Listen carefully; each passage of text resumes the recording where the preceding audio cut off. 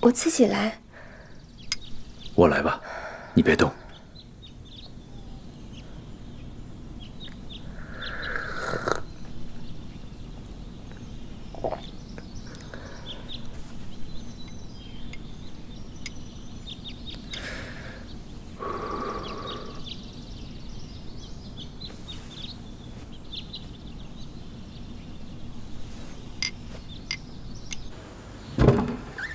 金川战事到了节骨眼上，讷亲屡屡失利不说，居然还糊涂到求皇上派遣大师到军中助战。啊！军中竟会有神鬼助战之说，这可会让军心溃败的。讷亲是求胜心切，但也不能坏了军纪人心啊！太后，不好了，太后！讷亲大人擅自回京，皇上大怒。下去吧，太后。哎呦，讷亲真是昏聩，这不是作死吗？讷亲大人是贻误战机，可是太后若能替讷亲大人说几句话，皇上或许会念着太后您和钮祜禄氏的颜面，心软了，可能会放过讷亲大人的。试射战机，哀家说不上话。可是讷亲大人是太后您与钮祜禄氏在前朝的支持，您还是劝一劝吧。今时不同往日，如今皇帝羽翼渐丰，甚有主张。若为此事去向皇帝求情，皇帝今日饶了讷亲，但心中也会埋下对哀家和钮祜禄氏的怨恨，那后患无穷。金川战事之困，皆因讷亲贻误，回朝后还敢推诿责任，实在无耻。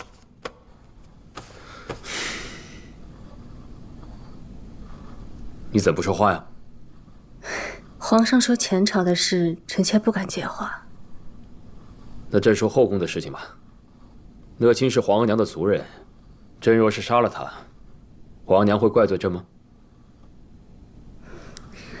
皇上弑母之孝，想来不会让太后伤心吧？杀一个讷亲，朕要朝廷里面的人看着。朕只用可用之人，绝不因任何人徇私情。是，皇上的一切都是为了朝局考虑。你很懂分寸啊。什么？皇帝将讷亲正法于军营？太后节哀，讷亲大人已经被处斩了。皇帝的手段好快啊！太后，您不知道，讷亲大人被皇上赐死后，军中朝中人人惊悚，欲战无不拼命。皇帝杀讷亲，就是要立威服人心，让军中无苟安之念，也让哀家无话可说。王后，哀家在前朝无人倚仗了，皇帝行事越来越老辣了。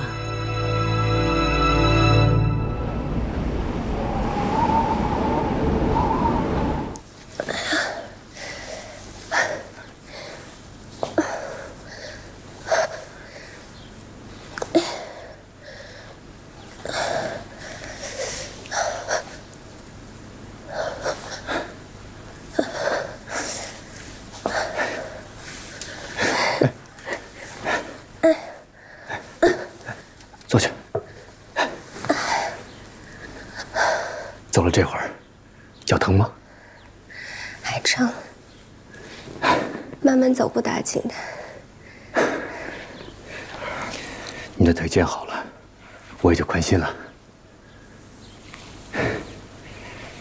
哎，素心啊，你老在宫里，我来看你实在不便。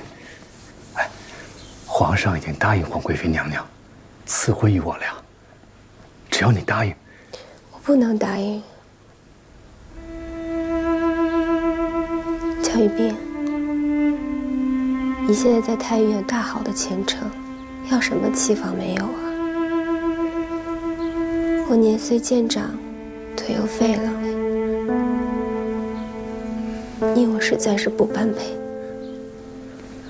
素心，你别说了，我累了，你赶紧回太医院等治。素心，走吧。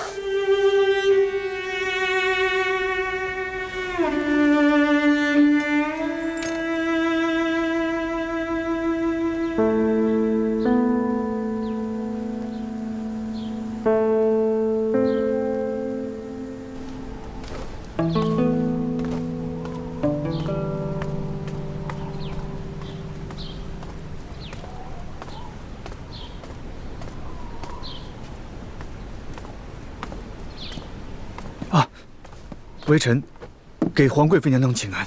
起来吧。啊。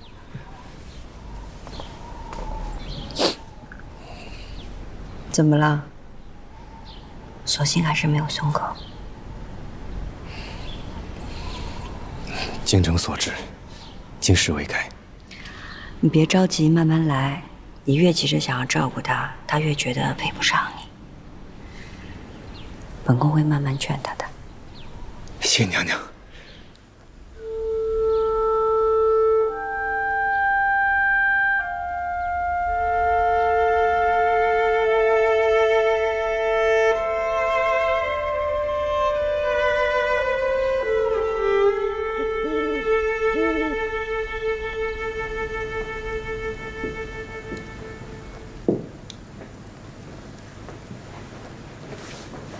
主，不用起来。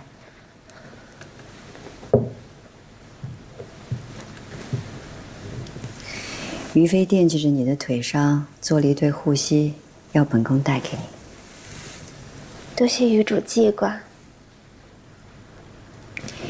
你这腿伤好起来了，怎么倒躲着江雨冰啊？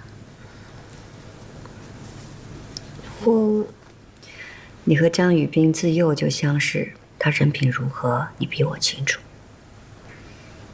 他可是可以依靠终身的良人啊。奴婢只想继续在主身边伺候主。咱们在一块儿那么久，经过这么多的事儿，本宫自然舍不得你走。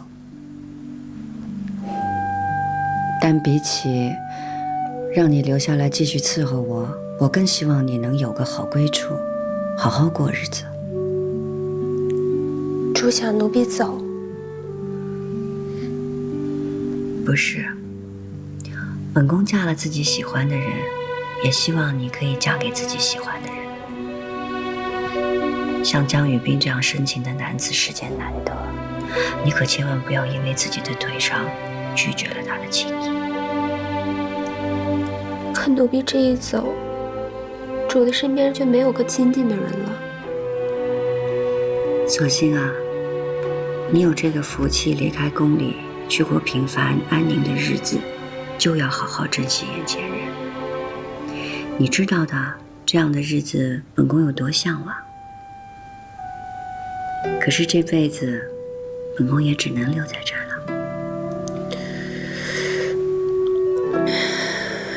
主的话，奴婢记着了。好好跟江雨冰在一块儿，本宫一定会让你体体面面的出家的。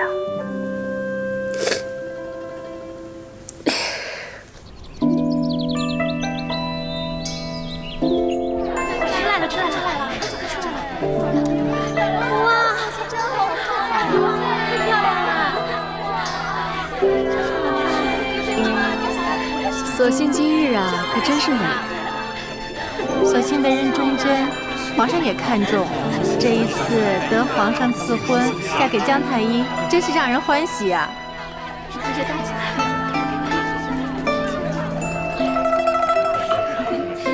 性今天真好。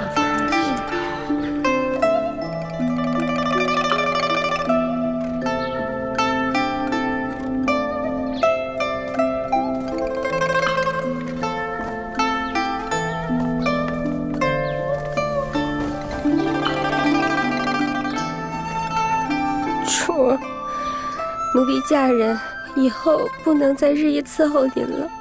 哭什么？大喜的日子。张宇斌，啊，你可要好好的待索性啊！微臣一定尽心尽力地待索性，疼惜索性。听说你置了宅子，你们就好好过日子。有什么短的缺的，就尽管跟本宫说。微臣感激娘娘，家里一切都安置好了，还请娘娘放心。奴婢不愿远离主，但求日后得闲的时候，还能在进宫当几日差也是好的。只要你愿意，翊坤宫随你出入。谢皇贵妃娘娘。好了，吉时也到了，索性该欢欢喜喜的出嫁了。皇贵妃娘娘和索性主仆情深，难舍难分，可是也不能耽误了吉时啊！娘娘该给索性盖上盖头了。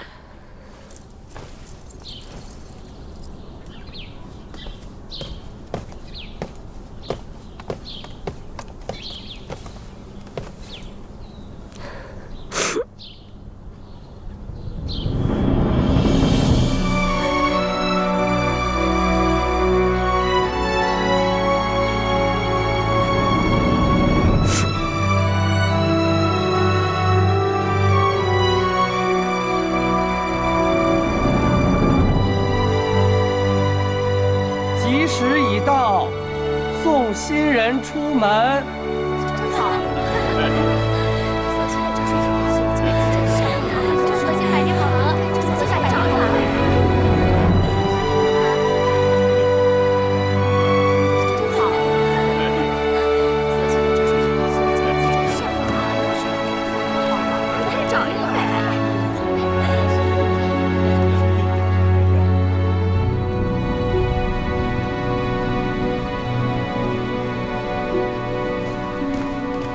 索性，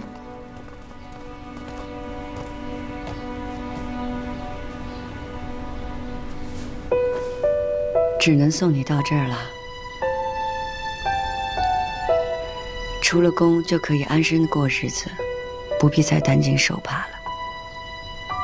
奴婢就是担心您现在一个人，宫里能伺候你的大丫鬟就是灵芝和云芝，您又不肯要新人。等有了放心的人再说吧。索性，索性，李公公，给皇贵妃娘娘请安。好不容易换了职，还好赶得上来送一送你们夫妻。你是在皇上面前当值，何苦还跑这一趟？你们的喜事，我打心眼里高兴。咱们仨是旧相识，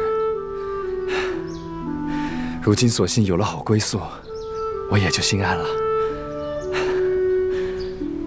索性，你和姜太医好好过日子，宫里有我伺候皇贵妃娘娘呢，你就放心吧。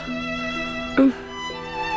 哦，对了，京郊有50亩良田，是我送给你们的新婚贺礼，可不许推辞啊！哎。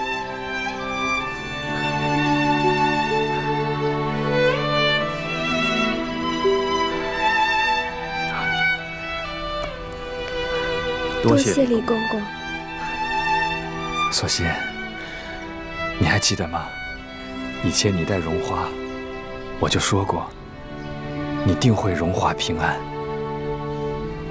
是的，承你吉言了。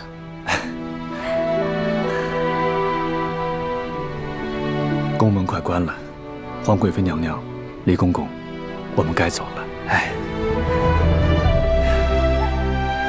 快走吧，主，快走吧。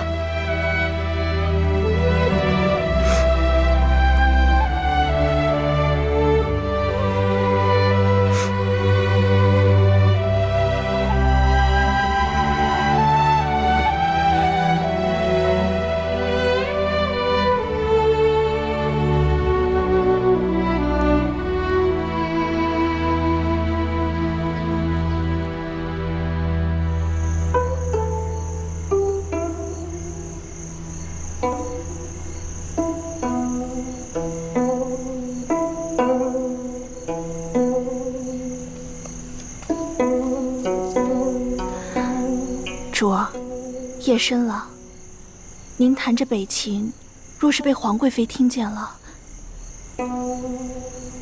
珍叔走了，身边连个说话的人都没有，连弹弹北琴都不许了吗？奴婢不是这个意思。想想皇上从中秋到现在，一次都没来过启相宫。从前他最爱听我弹北琴，如今也只能弹给自己听了。怎么会呢？皇上对主一切如旧，并无怠慢。罢了，你也还算得力。就算珍淑姐姐不在，奴婢也一定会为主尽心尽力地办好差事的。他们都以为我没用了，还早着呢。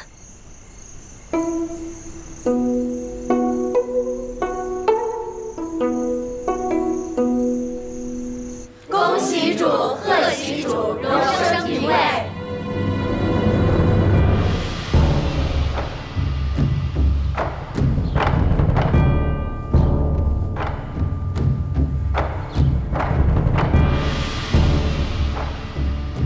都起来吧。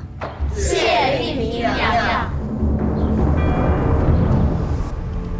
都下去吧。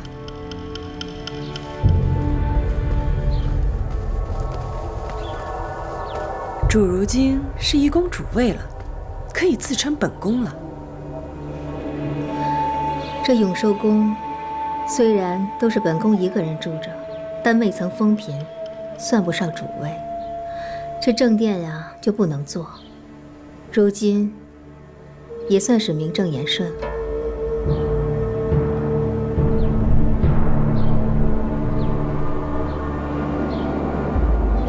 怎么了，主？不高兴吗？受了这么多委屈，成了主位，自然百感交集。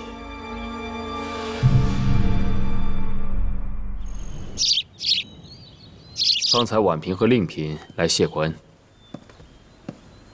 封了嫔位，自然要谢皇上恩典。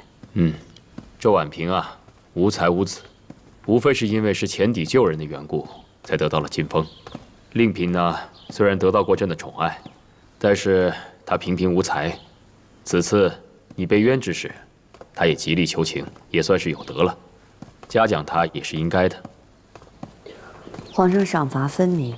说到责罚，金氏降为贵人有大半年了，这些日子朕一直不曾理过她。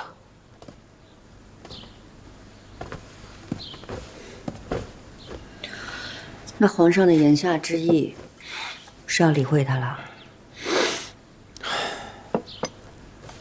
这金氏啊，到底是皇四子，还有皇八子之母，也是第一个嫁入大清的御史贵女。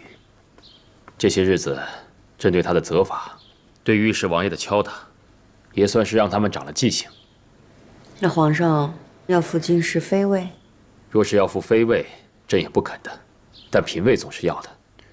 否则，御史那边修书来问候金氏，知道金氏没有受到朕的恩泽，也会揣测朕是不是还对他们御史王爷的失德之行耿耿于怀。皇上的意思是，敲打即可，一直严惩就不行了。如懿啊，如今你已是皇贵妃，要以大局为重啊。臣妾明白。皇上，若金氏再有不轨，您要怎么处置他？不至于了，这已经对他做出了严惩，他也吃了教训，想必他不敢再犯。若是他再有越轨之心，朕也绝不容他。皇上有旨，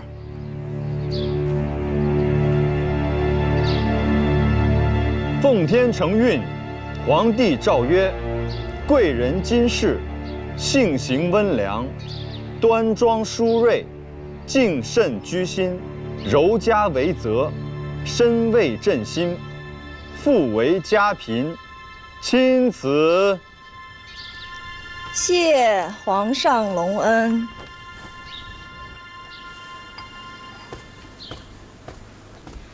这前朝后宫本是一家，家贫富贵，皇上看的也是他母族的面子。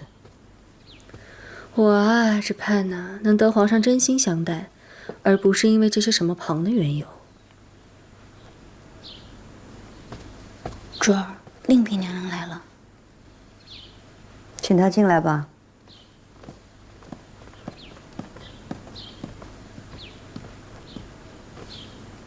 请皇贵妃娘娘安，余妃娘娘安，淑嫔姐姐安。起来吧，坐。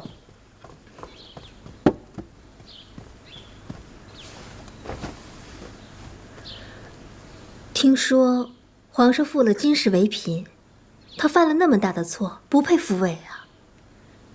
配不配，皇上自有定夺。令嫔怎么这般着急？是在担心什么呀？妹妹是担心家嫔再欺凌我了。虽然都是嫔位，可她是御史贵女，有母族帮衬，又会谋算，求什么得什么，不像妹妹，恩宠今日有明日无的，想求个孩子都得不到。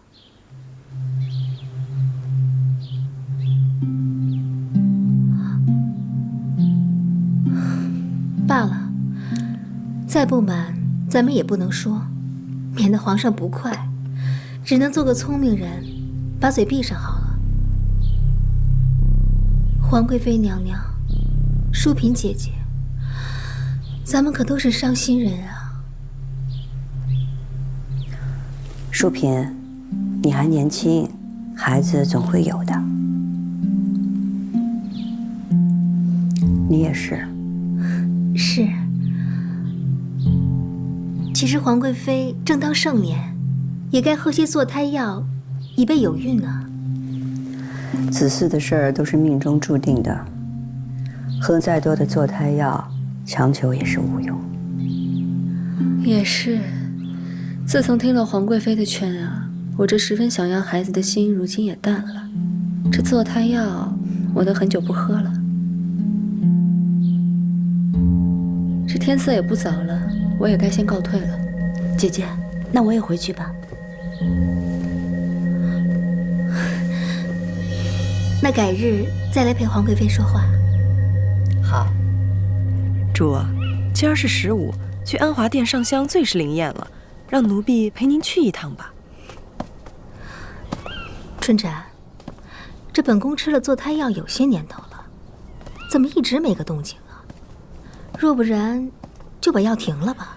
这药是皇上赏赐给淑嫔的，咱们弄来啊已经不容易，若是不喝，怕更难遇喜了。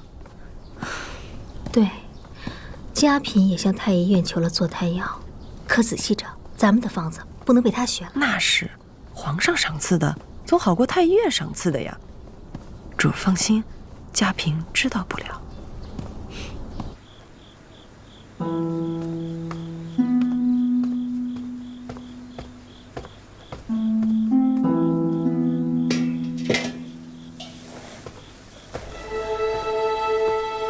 主儿，夜深了，该睡了。我再画几笔。以前皇上来看纯贵妃，顺带也会看看主儿。自从纯贵妃失宠，您更是连皇上的影子都看不见了。如今您都封了嫔位，皇上也没来。看不见皇上，皇上也在我心里啊。主儿，你别再说话了，我正在画眼睛呢。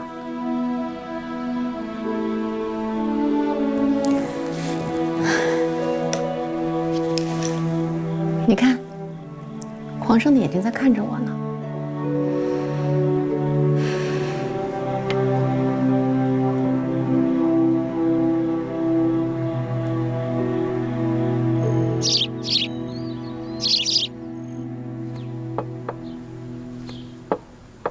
皇上和淑嫔妹妹在看什么书啊？这么有趣。是纳兰容若的《饮水集》。臣妾入宫前就知道，皇上最爱纳兰词。这纳兰的词啊，确实极好，读起来啊，口嚼有香。臣妾最爱的是一句：“而今才到当时错，心绪凄迷。纳兰容若写情真挚浓烈，又不似灰飞烟灭般穷尽，必得细细读来，才得隽永之味。这良日如斯啊，本该与两位爱妃饮酒作诗的，总胜过前朝的老头子在朕的耳根前聒噪。罢了，等明日朕将张廷玉告老还乡的折子发出去之后，朕就可以清静些了。皇上国事安定，可家事……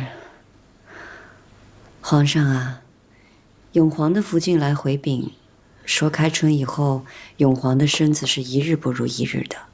皇上得空该去看一看呀。这永皇的病啊，无非是自己的心思重，而且生了不该生的心思。朕已经叫齐汝去给他瞧瞧了，让他安心静养，不要再生这些无妄之想了。可是臣妾放心不下。那得空的话，你就和纯贵妃去瞧瞧他吧。是。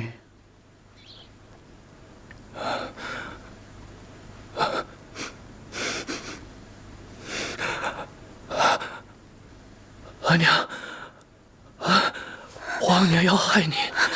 大爷，阿娘，大爷，大爷，你是不是又冒眼了？你怎么又吐血了？臣妾去找太医。不要了，我刚才做了个梦，皇娘她……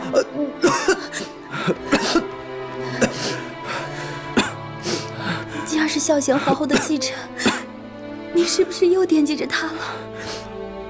我要去找孝贤皇后理论。您这是病糊涂了，妾身给您热了药，您还是先喝下。我不喝，不喝。喝这些老式子做什么？喝了这些年也不见好。您是太思念额娘了。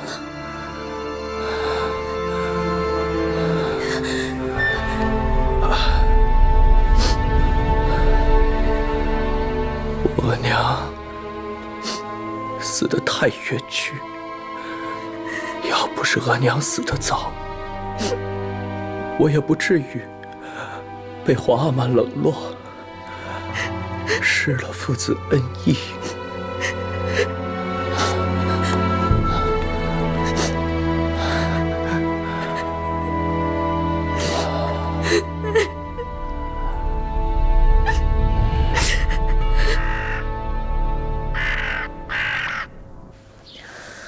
插上一朵紫色的，鲜亮些。姐姐真是好眼光。你啊，坐胎药停了许久，气色也好多了。只是皇上还是照例赏着药来，总觉得自己有负圣恩。珠儿，大阿哥府里来传话，说大阿哥恐怕是不行了。纯贵妃知道了吗？大阿哥福晋先来禀报你，奴才已经差人去告诉纯贵妃了。你去吩咐备轿，你去禀告皇上。走，姐姐慢走。永华，永华，贤娘娘安。皇贵妃安。起来，起来，都起来。皇贵妃，你看看永皇的样子。额娘，齐太医怎么说啊？回娘娘话，太医说大爷梦魇缠身，日夜不安，心气断断续续。自从被皇上申斥，这2年大爷忧思不堪，又不肯告诉妾身，好几次从梦中惊醒，还大哭说自己不孝。前几日，孝贤皇后的继承。大爷梦魇更厉害了，说要去找孝贤皇后理论，妾身干什么？皇是最有孝心的，他找先世找孝贤皇后理论什么？糊涂油蒙心了，红口白舌的就拉扯着永皇不孝。依本宫看来，永皇身上不好，都是你们这些不知轻重的人给挑唆的。好了好了好了，纯贵妃也是为了永皇着急。是，妾身知错了。额娘，额娘，父皇，额娘，额娘，永皇是唤他的亲额娘哲敏皇贵妃。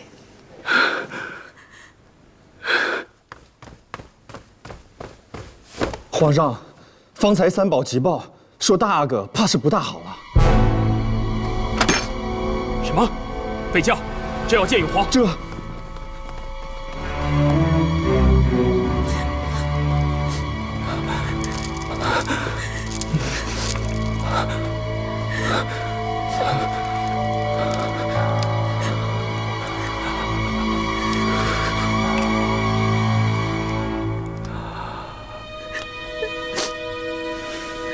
这是什么药啊？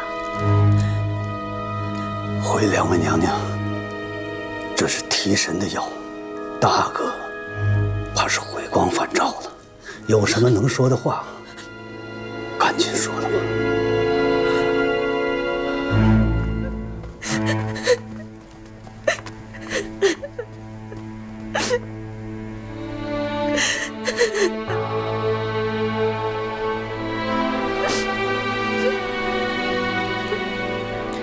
永皇，母亲，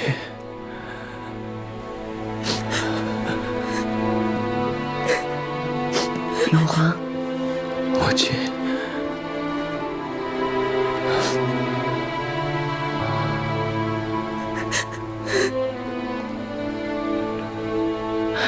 想来永皇有话对皇贵妃说，我们先出去了。出去吧。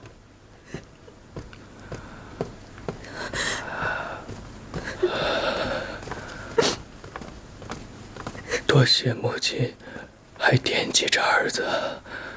这个时候还来看儿子。你小时候第一次叫我母亲，那时候你就是我的孩子，而且永远都是我的孩子。儿子自幼便失了额娘，被人欺辱，是母亲给了儿子关爱，给了儿子牺牲。母亲的养育之恩，儿子一直不敢忘记，只是儿子对不起母亲，儿子也好想争气，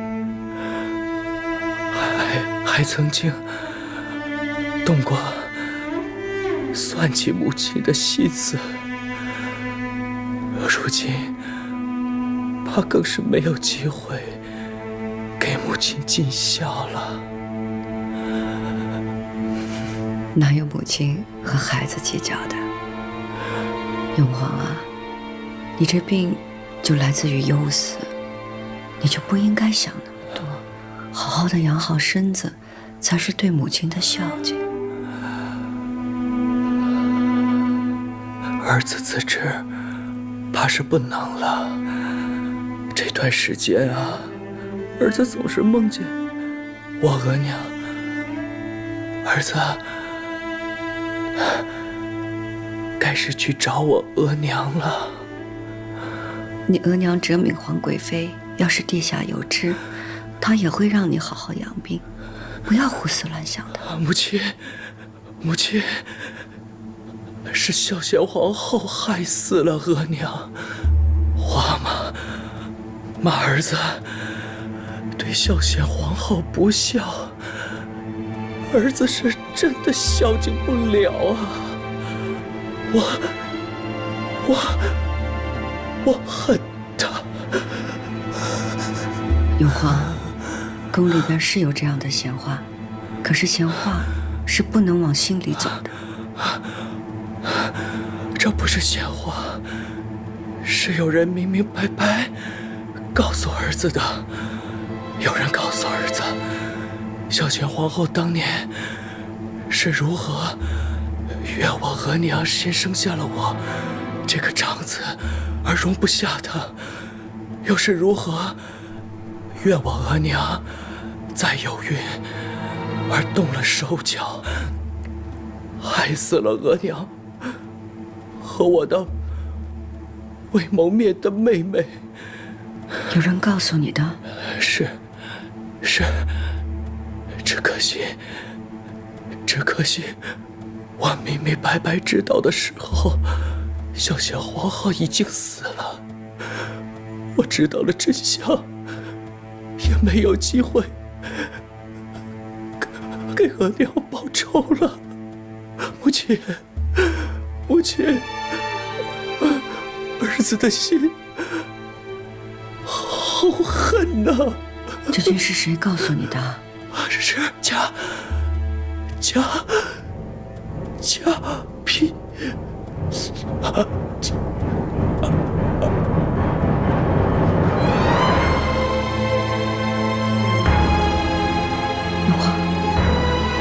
瞿太医，瞿太医。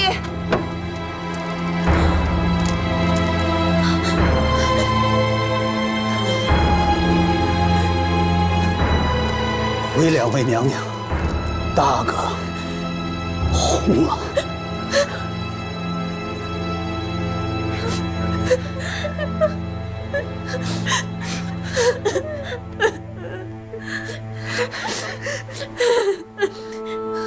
永璜，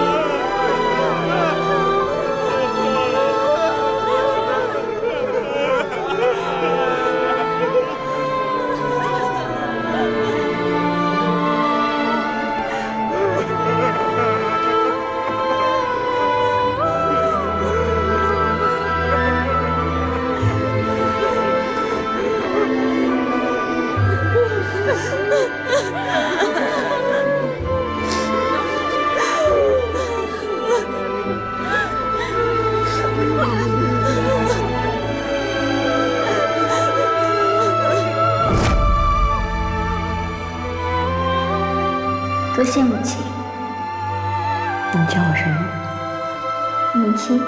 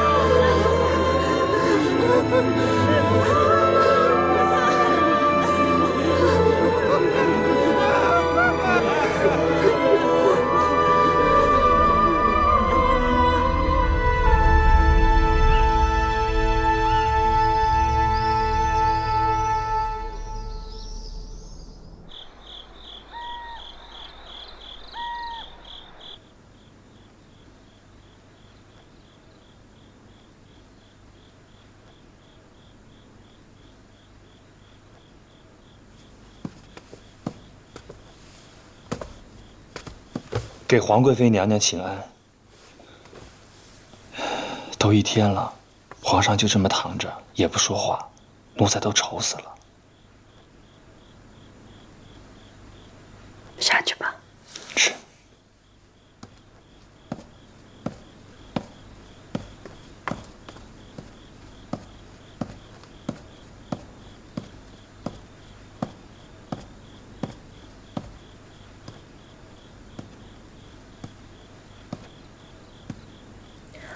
皇上，你来了。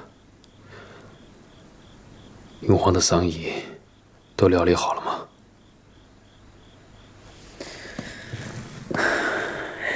都料理好了。皇上就安心吧。你看看这枚青玉杯，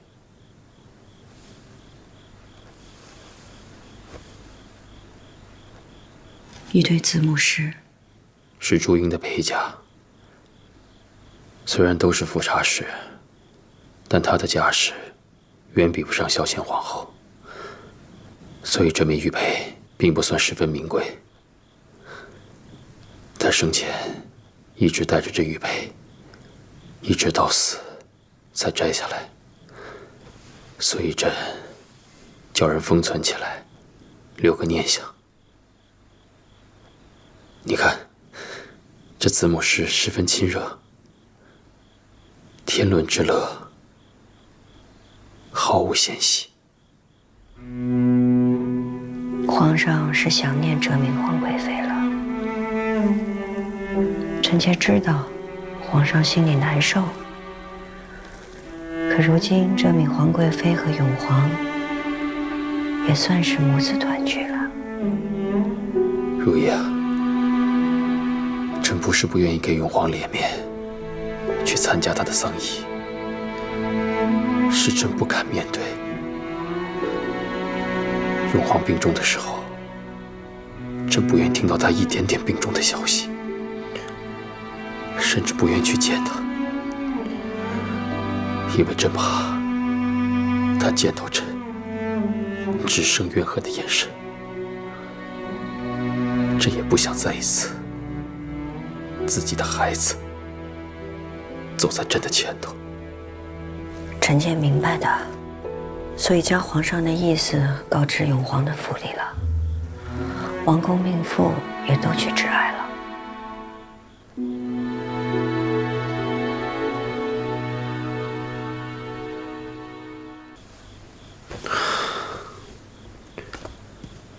自从朕登基之后，一直勤政爱民，敬慕上天。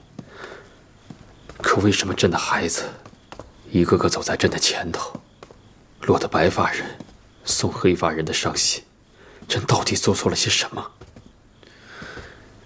朕知道永皇是死于心病，孝贤皇后离世之后，朕也知道他有了夺嫡之意。做阿玛的看着自己的孩子成长是欣喜的，可是长大了无能，让人担心；有野心，又让人害怕。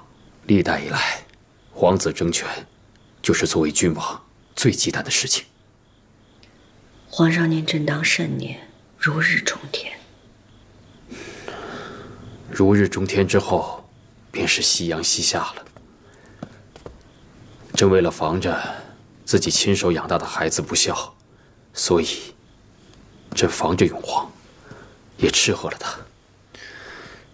可是朕的心还是疼爱永皇的，毕竟所有孩子当中，他是陪朕最久的一个。永皇若知道皇上的心思，在九泉之下也会有安慰。永皇临走的时候念念不忘哲明皇贵妃，深感自己不能尽孝。永皇还告诉臣妾，是嘉嫔告诉他，哲明皇贵妃和二公主是孝贤皇后害死的，所以他记恨孝贤皇后，在他灵前无状，惹得您当众斥责。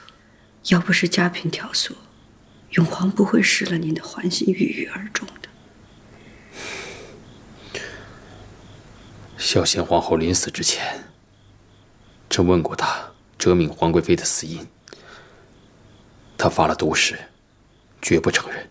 可是哲明皇贵妃去世之后，宫中确实有这样的传言。若是嘉嫔真和永皇说了这些话，多半是听信了流言。说到底，除了永皇自己有争夺之意，朕的疑心也逼死了永皇。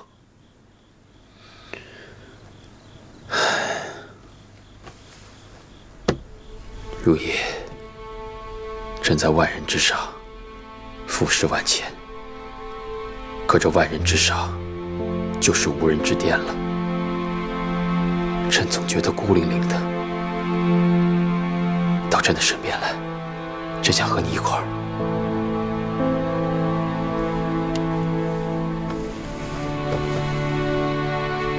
臣妾不是一直都陪着你吗？如意啊，朕一早选定的就是你，做朕的嫡父亲，做朕的正妻。孝贤皇后离世后，朕一直想许你皇后之位。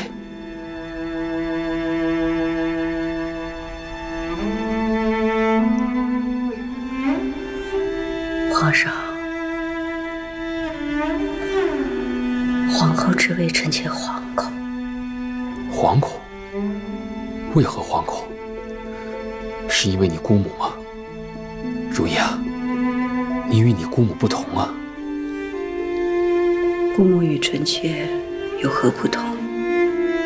我们都是乌拉那拉氏的女儿，爱的男人都是九五之尊的皇帝。乌拉那拉氏又如何呢？早年的情事，朕也身不由己。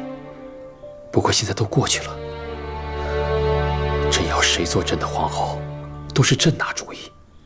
你听着，朕是皇帝，也是人夫。伴随在朕身侧的，是朕的皇后，也是朕的妻子。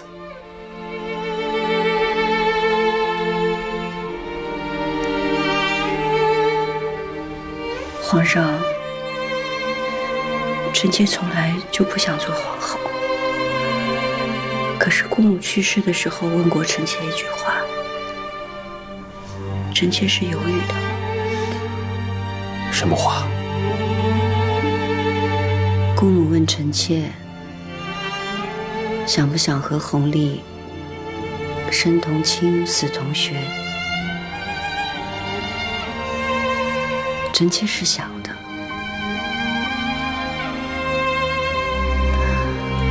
只是要和皇上生同亲，死同穴，只能是皇后。这就说明了，咱们是注定要在一块儿的。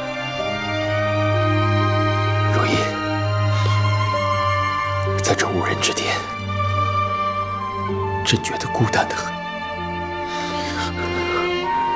朕想让你在朕的身边。朕也只要你在朕的身边，可好？好，好，好。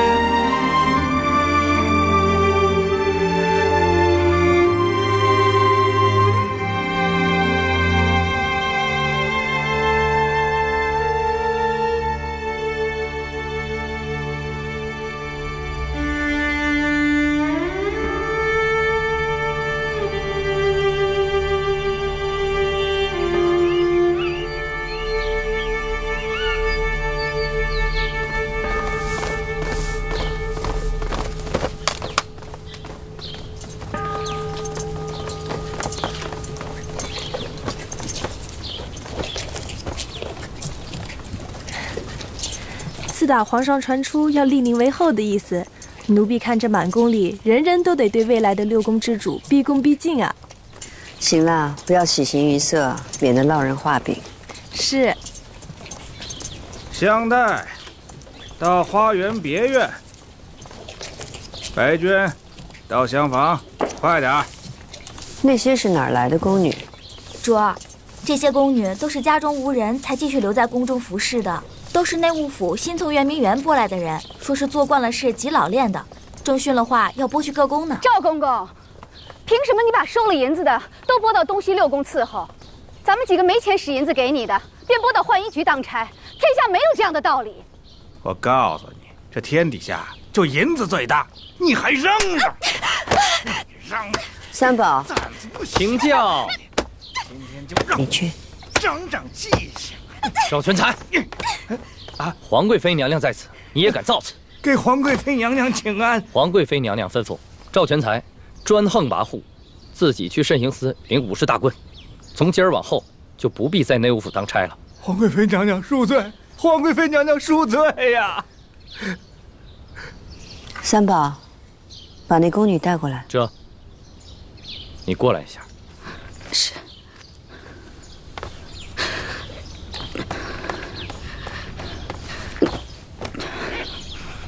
三宝，你去内务府知会一声，让他们做事儿公正些，要不然赵全才就是个例。这。多谢皇贵妃娘娘主持公道。你是个直性子，胆子也大，只是把话都说出来了，不怕吃亏吗？奴婢吃亏不要紧，不能让没钱的姐妹都吃了亏。倒是个有主意的，本宫喜欢。来翊坤宫当差吧。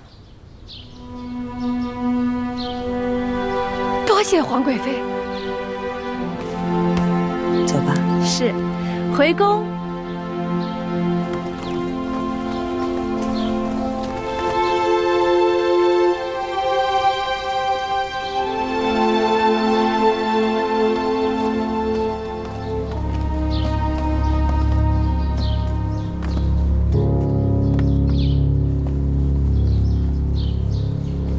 到底还是轮到他了。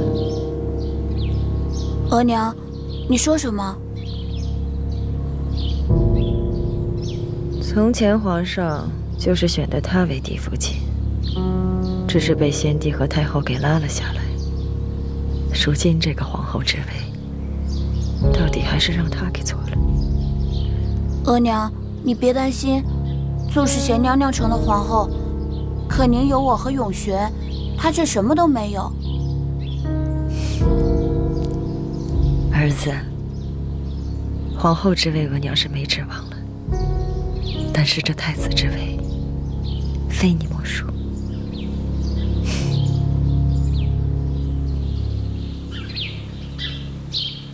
虽然封后大典皆有成立，由礼部还有内务府全权主持，凡文入节不需要姐姐过问，但妹妹自会从旁协理。这就像当初嫁入前邸的时候，有着旁人一一安排，我只需要披上嫁衣便可。是啊，姐姐，大礼的衣裳已经量定，凤冠也已经制成了。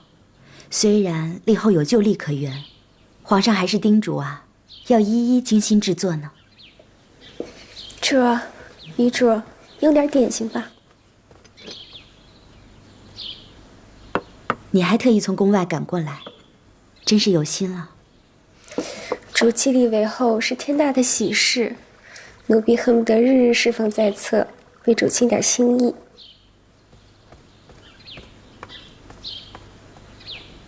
对了，姐姐，刚才那个容佩她如何呀？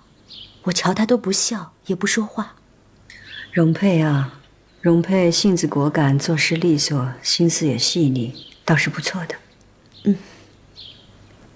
那底细呢？查清楚了没有？底细三宝一一都摸查过了，出身孤寒，无根无依的，底细干净。都仔细着点啊，这可是翊坤宫的东西。皇贵妃娘娘在吗？您来了，我们主在的，快往里请。内务府总管太监秦丽为您送上贡的彩缎来了，送回去吧。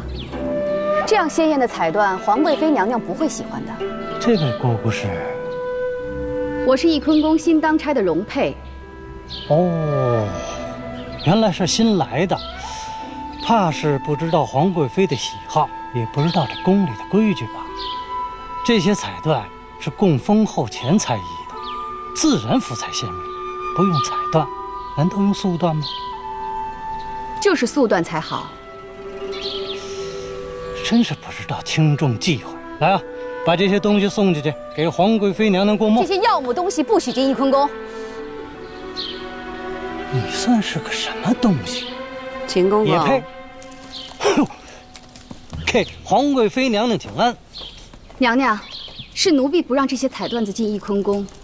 大阿哥新丧不满100日，主哀痛于甚，怎可转头就取内务府中鲜艳缎子？岂不负了主慈母之心？为此缘故，奴婢才冲撞了秦公公。内务府为皇贵妃筹备封后事宜，皇上也说这些彩缎虽是贡品，但只可在封后前一穿，立后之后自有更好的蜀锦送进来，还请皇贵妃娘娘暂且将就。永皇刚过世，本宫不想耀眼夺目的，就换些素色的缎子就好。赵，那奴才告退。随我进来，容妃。是。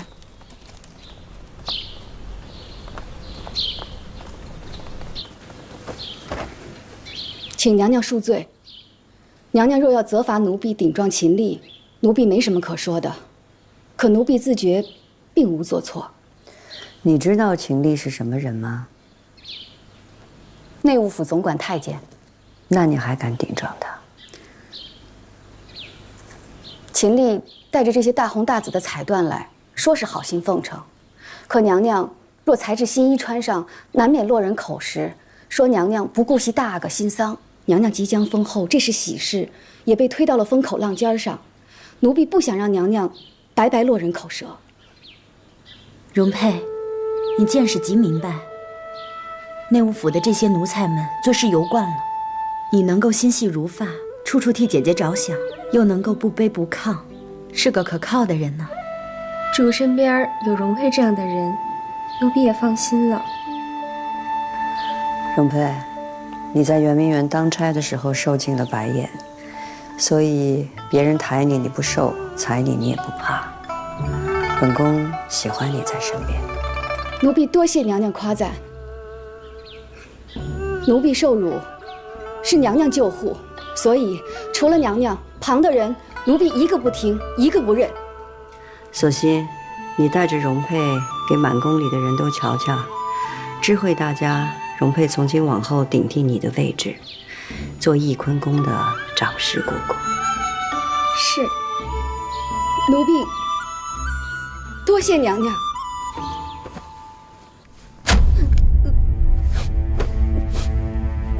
永璋，你们同在上书房读书，朕查过你的学业，4人之中，你读书最备懒，见识最浅薄。告诉朕，你如何教导你的皇帝们？皇阿玛，儿臣等在上书房读书，4哥最勤，3哥最闲。3哥知道儿臣和6弟不甚聪颖，只得苦读而已。所以3哥常常停下，为儿臣和6弟讲解，你说是不是？是。所以请皇阿玛不要再怪3哥了。你这个做弟弟的，还敢替他求情？分明是他学业不成，还怎么教你和永荣啊？皇阿玛，正是因为3哥常常指点我和6弟，所以才落下了功课。但是在儿臣心里，3哥最是友善。永璋，你爱护幼弟，倒也有心。罢了，朕也不求你多长进，回去多读读《孝经》，懂得孝悌之礼便好。纯贵妃怎么在这儿？请皇贵妃安。起来吧。谢谢姐姐。是皇上叫永璋来问书，我怕皇上又训斥永璋。好在我阿哥他会说话。皇上怕是还要问功课，不如我们一起回吧。想起在前底时，永璋刚落地，白白胖胖的一个小人儿，你也刚当额娘，我总是去看你们。是啊，日子过得可真快。听闻纯贵妃现在奉佛念经，已经吃全素了。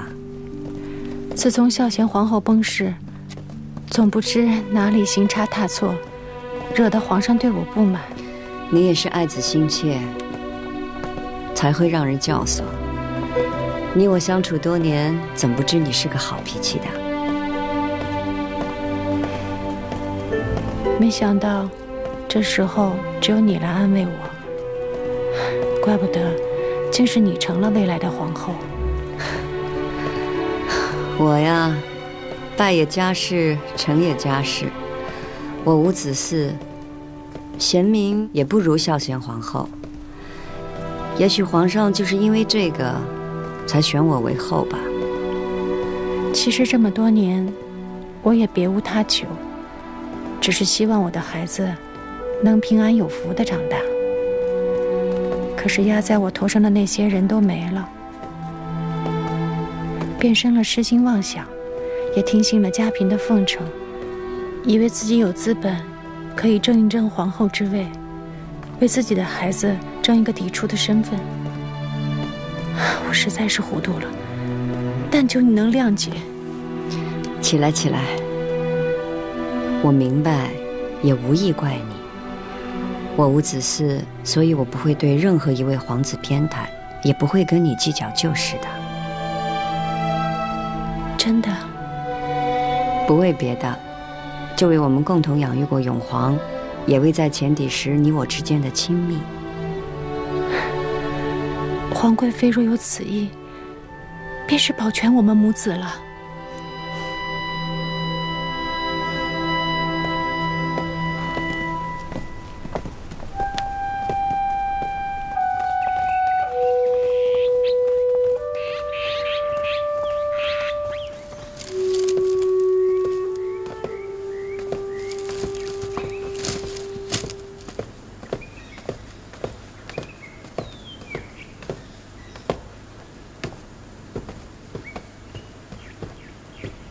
臣妾给太后请安。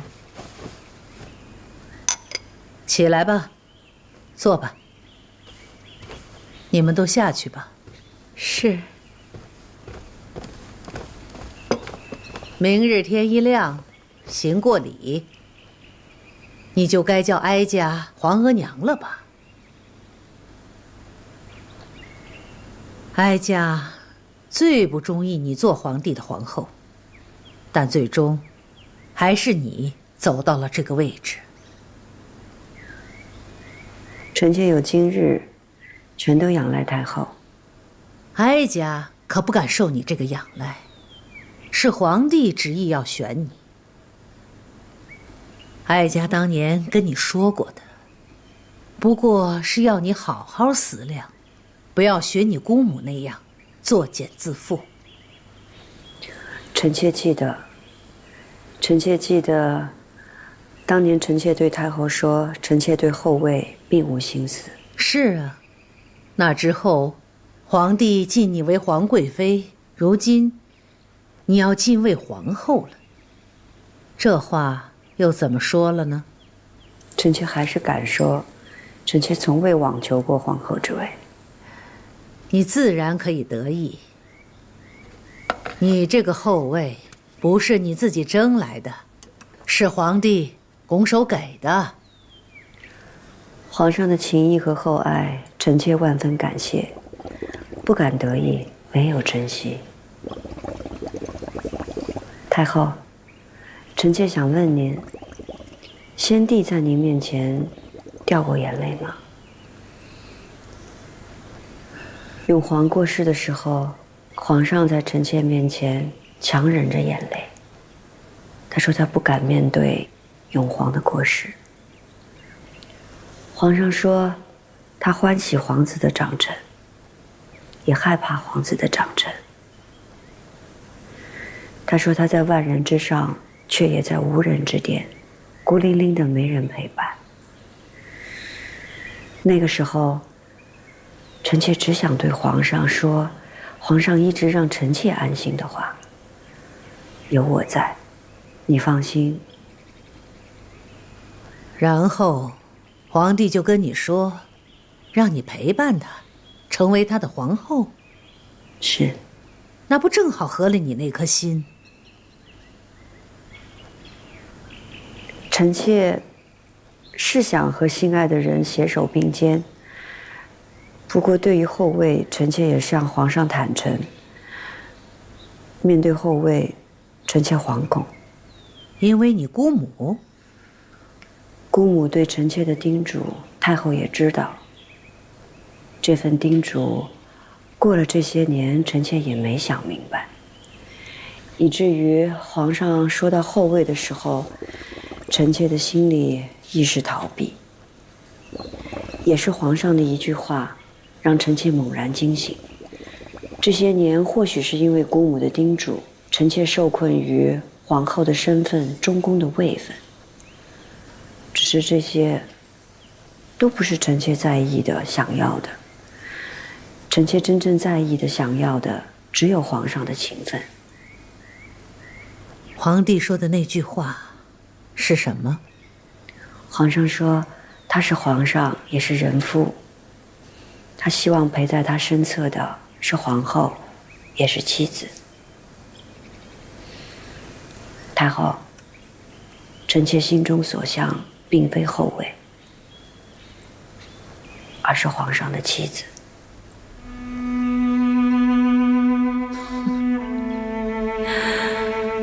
哀家本以为你比你姑母精进，你说这话，却也不比她强到哪儿去。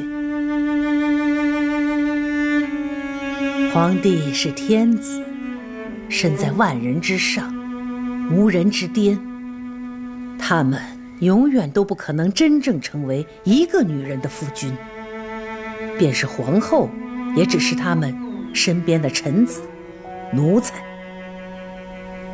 太后，难道您从来就没想过要当先帝的正妻吗？哀家从未做过皇后，当然不可能没想过后位，但哀家从来没有真正在意过后位，更没有执念于君心，因为君心从来就是这世上最难揣摩、最难把握的东西，也是最不可信赖的东西。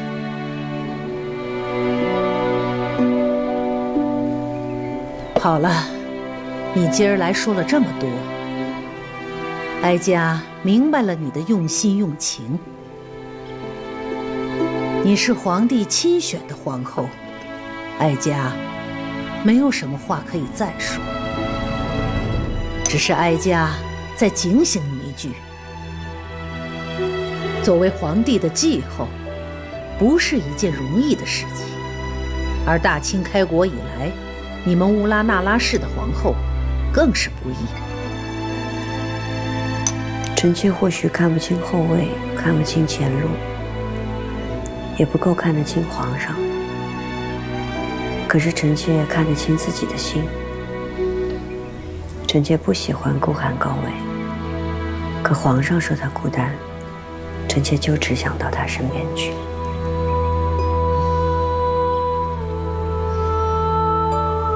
去吧，皇帝正等着你呢，一步一步走到他身边去吧。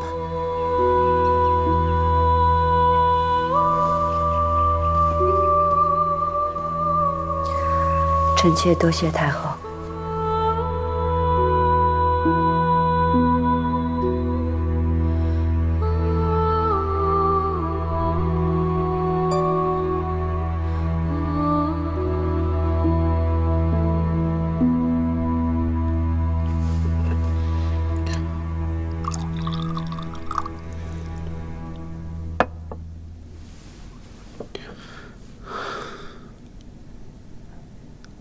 2年了，浪花，朕决定要册立继后。朕定的是如意，朕特意来告诉你一声，希望你在九泉之下能够明白朕的决定。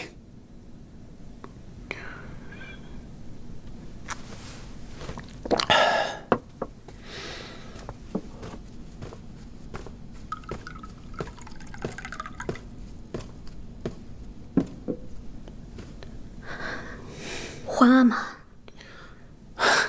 景色，你回来了。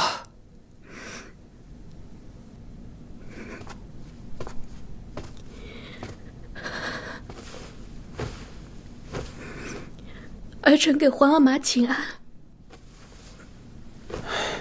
快起来，快起来，来，让皇阿玛好好瞧瞧你。皇阿玛册立新后，让女儿回来观礼，女儿自然也以今日赶回。这时别2年，你在边地过得可还好？儿臣一切都好。好，坐吧。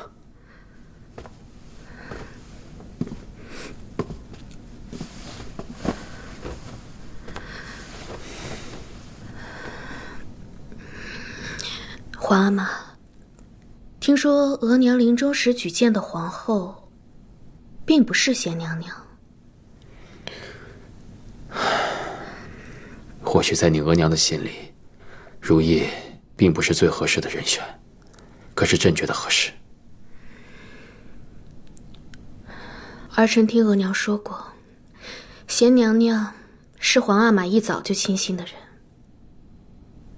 可是贤娘娘没有家室，没有儿女，只怕其他娘娘们都会不服。正是因为没有家室儿女，才不用像你额娘一样，为了家族还有儿女筹谋，而费尽了心血。皇阿玛心意已决，儿臣也不能多说什么。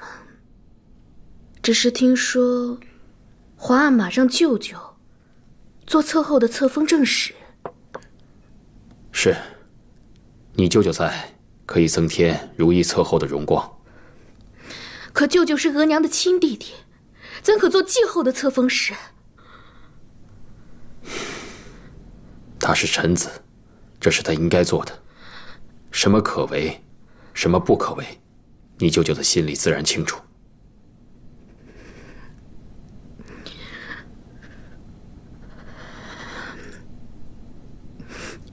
皇阿玛决断就是。那就好，你留下来陪你额娘说说话吧。朕先回宫了。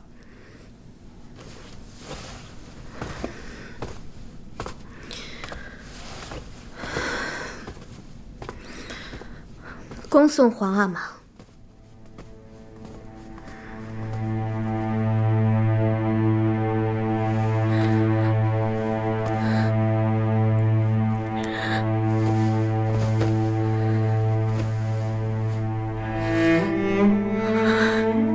额娘，您走了，皇阿玛终于要立乌拉那拉氏为继后了。可您别难过，有得宠就有失宠。额娘您有儿有女有家室，却仍有伤心之事，女儿就忍着等着，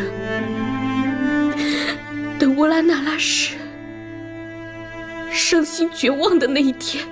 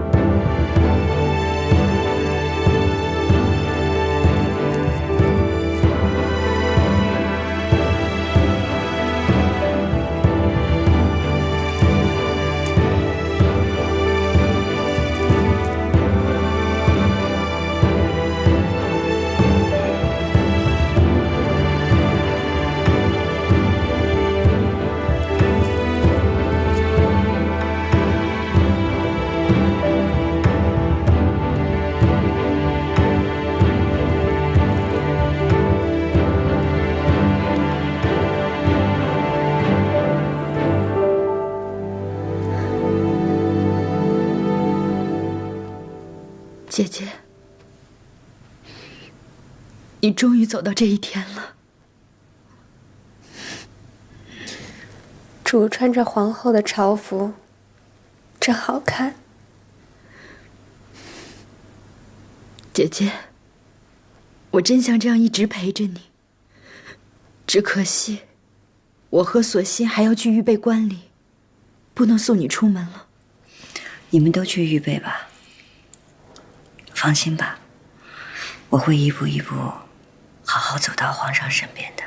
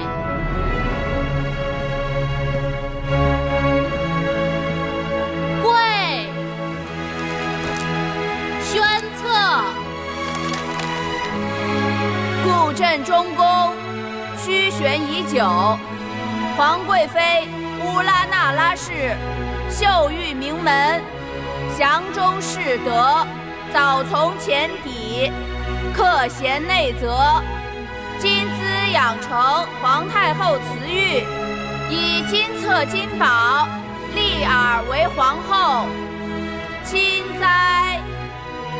受册。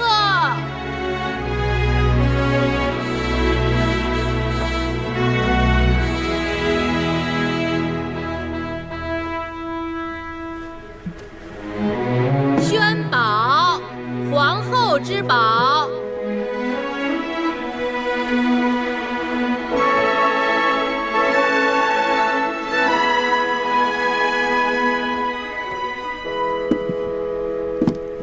臣妾叩谢皇上隆恩。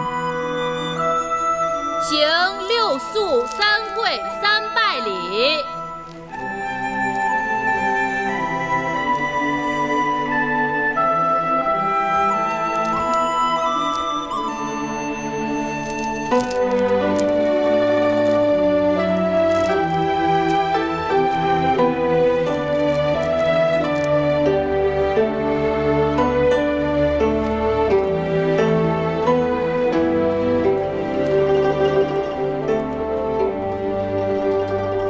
立后之日，皇上钦定的8月初2，这个是个好日子。本宫嫁入前邸的时候，也是8月初2。请皇后娘娘至太和殿。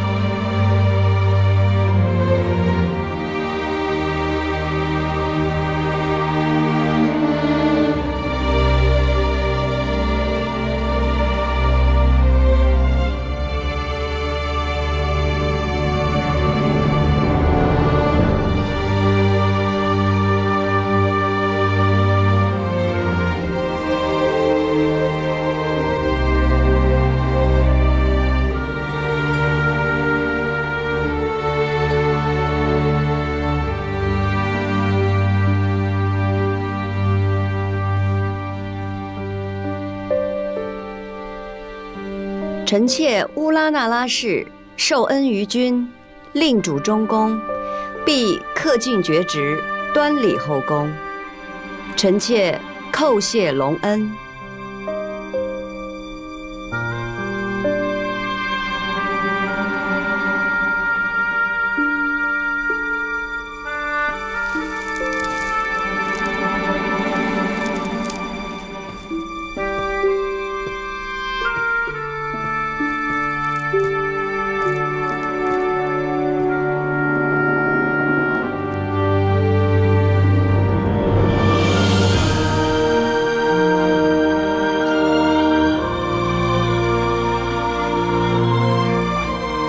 皇上皇后凤凰于飞，和鸣铿锵，白首之喜，百年河心，跪！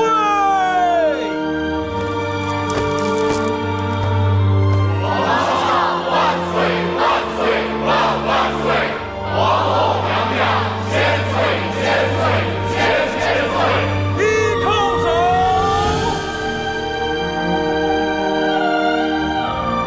二叩首。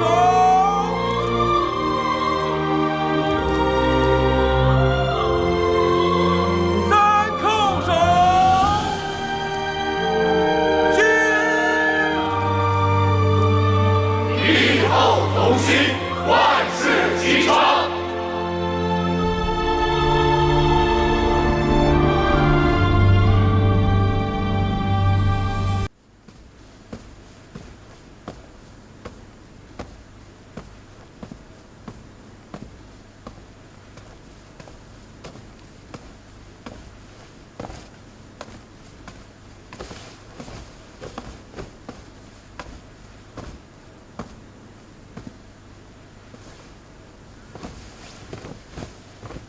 皇上，龙角高台揭盖头了。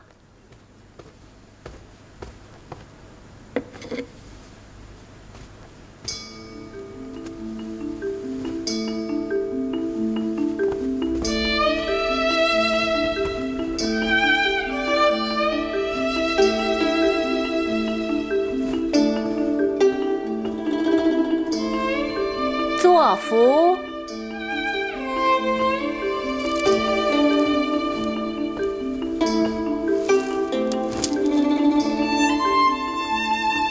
饮合景酒，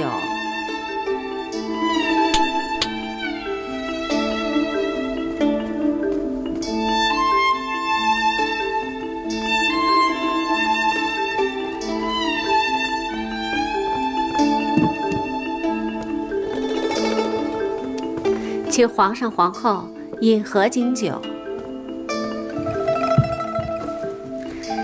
皇上皇后百年合欢。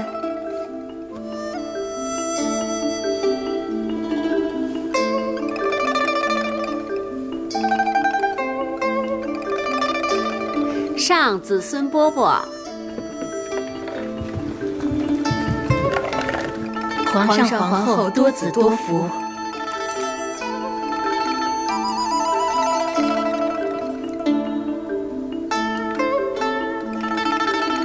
生的，要的就是生的，千金难换皇后娘娘这句话。皇后说生的，自然是生的，啊。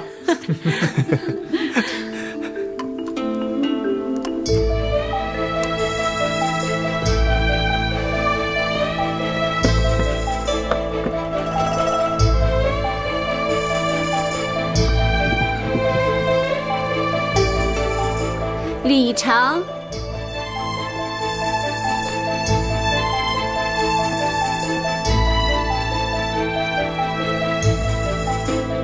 恭贺皇上皇后娘娘大喜。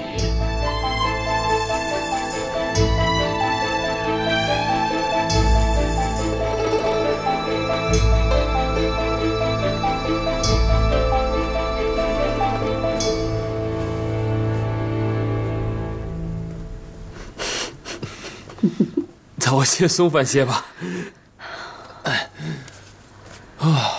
皇上啊，臣妾今日是累坏了。是啊，朕的脸都笑僵了。朕知道，今日皇后的册礼让你受累了。臣妾的腰都快断了。是吗？真替你捏捏。哼。哎呀。啊。怎么样？真的力道还可以吧？可以，皇上力道深厚。哎呀，如意啊，你知道吗？此刻朕的心里啊，才算是真正的踏实了。不只是你做了朕的皇后，而是你终于可以真真切切的同朕在一起了。朕知道，这一路上你受了许多苦，可如今呢，你是朕的正妻了，可以生同亲，死同穴，咱们可以永远在一起了。皇上啊，臣妾但愿和皇上此生长久，不相欺，不相负。好，此生长久，不相欺，不相负。君无戏言，这个君不仅是天下君王，更是你的枕畔夫君。那不如咱们安置吧，眼睛都睁不开了。瞧你累的。好，来人，更衣。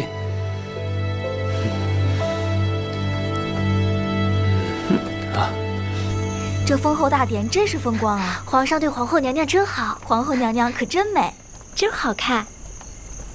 聊什么呢？皇上都休息了还聊，赶紧收拾去。是。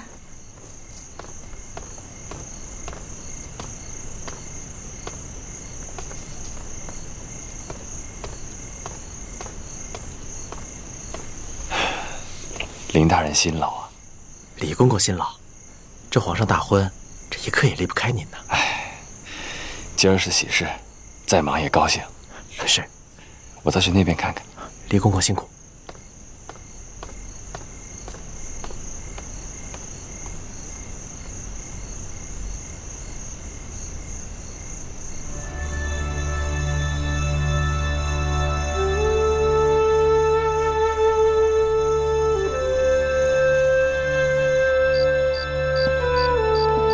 柱儿，咱们更衣就寝吧。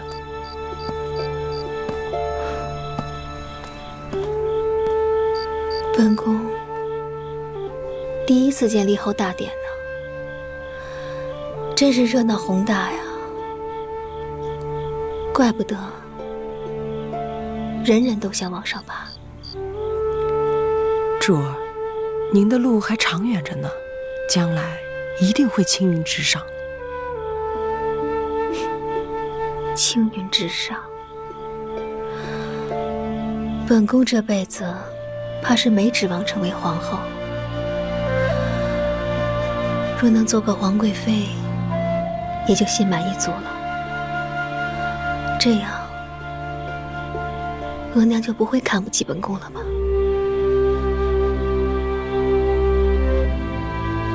柱儿，让奴婢扶您进去歇息吧。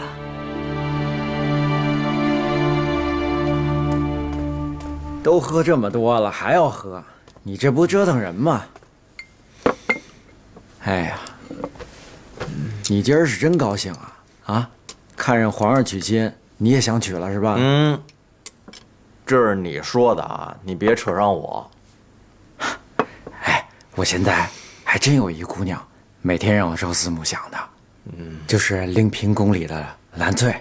哎，那模样，令嫔身边的人。人，你想都别想。怎么着？你是又担心令嫔了吧？这皇上立了皇后，你怕她被冷落？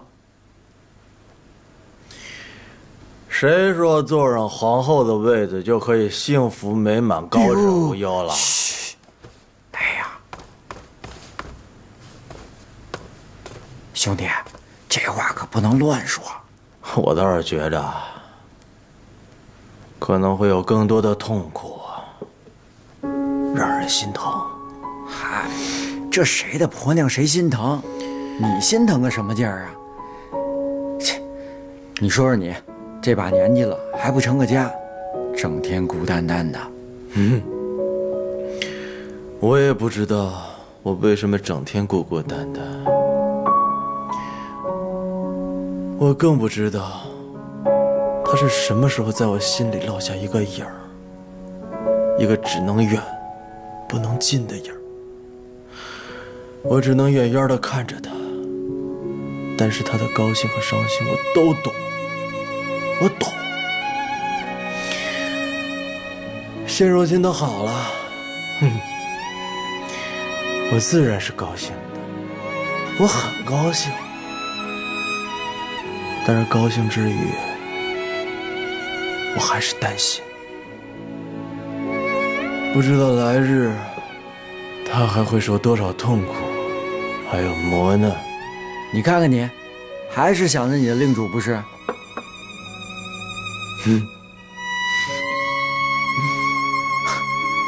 来，我陪你喝。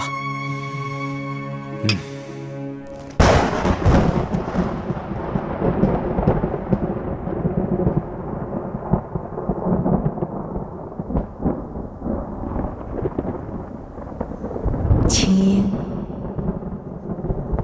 青樱，你终于当皇后了。你真不愧是乌拉那拉氏的女人。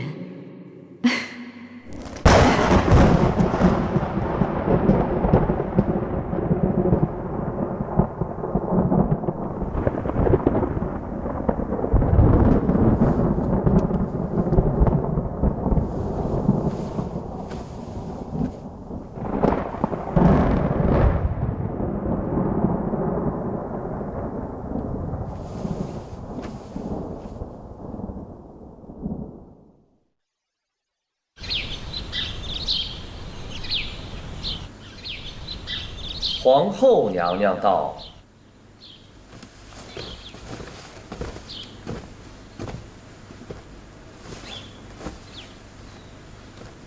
臣妾请皇后娘娘万安。起来吧。谢皇后娘娘。坐吧。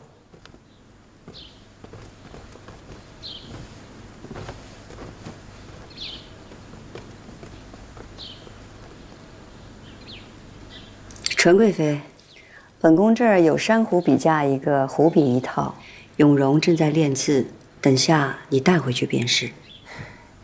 皇后娘娘的关爱，臣妾感激不尽。嘉嫔今日为贺皇后娘娘正位中宫之喜，打扮的可真是娇艳啊！臣妾等侍奉皇后娘娘，穿戴再好，也只是博皇后娘娘一笑罢了。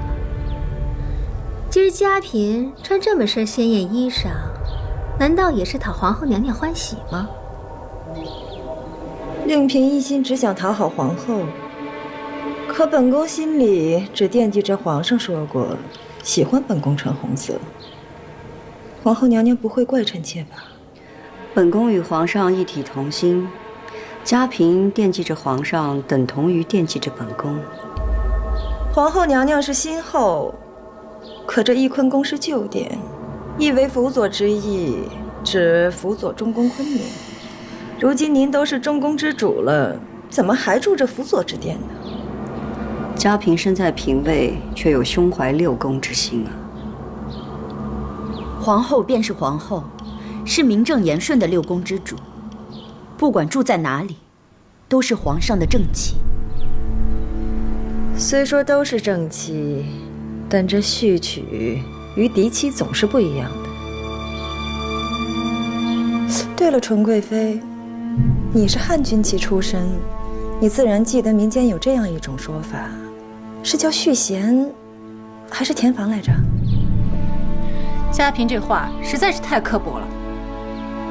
刻薄归刻薄，说的却是真话。嘉嫔说的是真话，本宫确为继后。只是嘉嫔也需明白，无论是你说的续弦还是填房，如今是谁坐在后位上才是最要紧的。嘉嫔未曾做过后位，想来也是不大会明白的。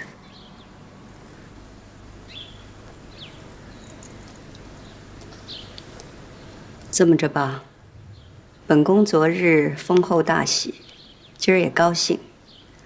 既然家嫔如此在意名分，本宫就复你贵妃之位。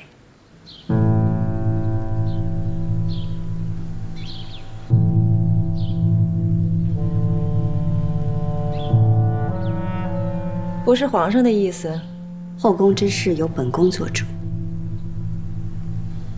嘉贵妃，还不赶快起身谢皇后娘娘的恩典？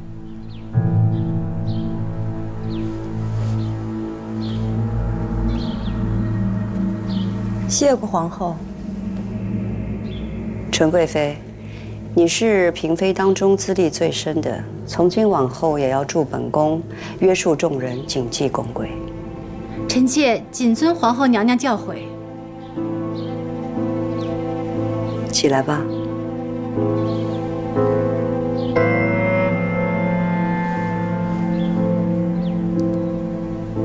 容佩，在。去把本宫赏赐给纯贵妃和嘉贵妃的耳坠呈上来。是。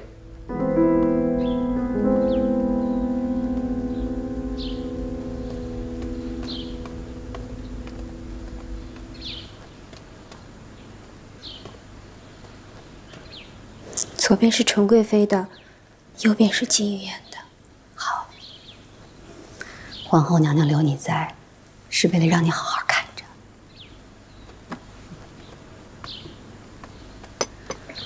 纯贵妃为尊，您为先。这副是皇后娘娘赠与纯贵妃的。这玛瑙明珠耳坠真是华贵。臣妾多谢皇后娘娘赏赐。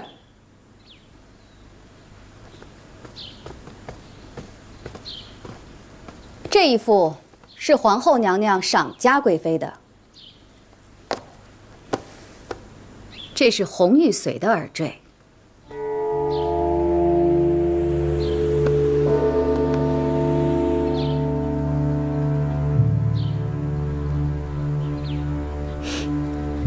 怎么，嘉贵妃不愿意领受皇后娘娘的心意吗？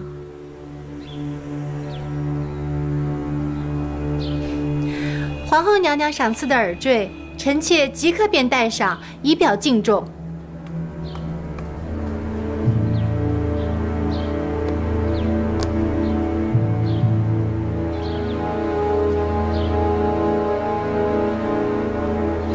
多谢皇后娘娘。臣妾回去自会带上。嘉贵妃若是真有心，此刻带上便是了。您可别忘了，您这贵妃之位还是皇后娘娘给您赋的呢。孝贤皇后在世时最忌奢侈，如此华贵的耳坠，臣妾实不敢收。红玉髓不如玛瑙珍贵，那是因为纯贵妃资历深厚，儿女双全。地位该在嘉贵妃之上，这也是本宫的不是，以为在宫中尽人皆知，所以没有一早告诉嘉贵妃红玉髓和玛瑙的区别，也叫嘉贵妃觉得红玉髓是华贵之物，并可用来一步登天。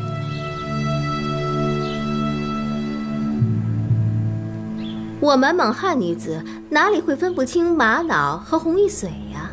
就连妹妹出身寒微，也知道这个。我分得清玛瑙和红玉髓，不需要你来提点。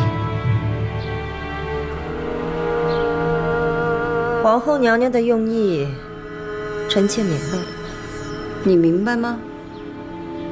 你明白什么是对错，什么是是非，什么是安分守己吗？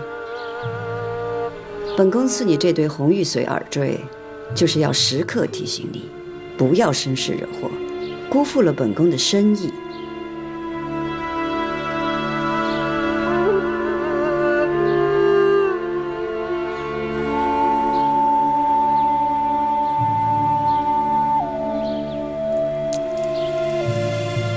这耳坠穿孔的真深，比寻常的粗了2倍不止。臣妾的耳洞太细了，穿不过去。戴耳坠原不用劳碌嘉贵妃，穿穿不穿得进是奴婢的本事，肯不肯让奴婢穿，便是嘉贵妃自己的心意。贵妃复位来之不易，妹妹可别轻易又丢了。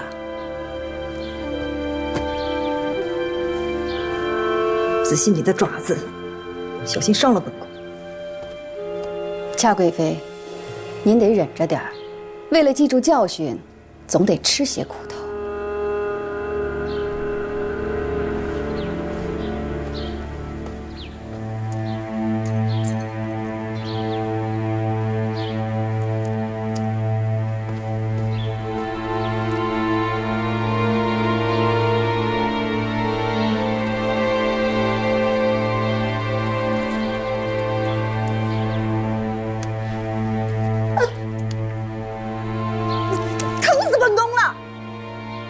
手爪子是什么做的？手爪子，嘉贵妃当初把索溪送到慎刑司，自己是没做什么，可慎刑司那些奴才，不就是嘉贵妃您的手爪子吗？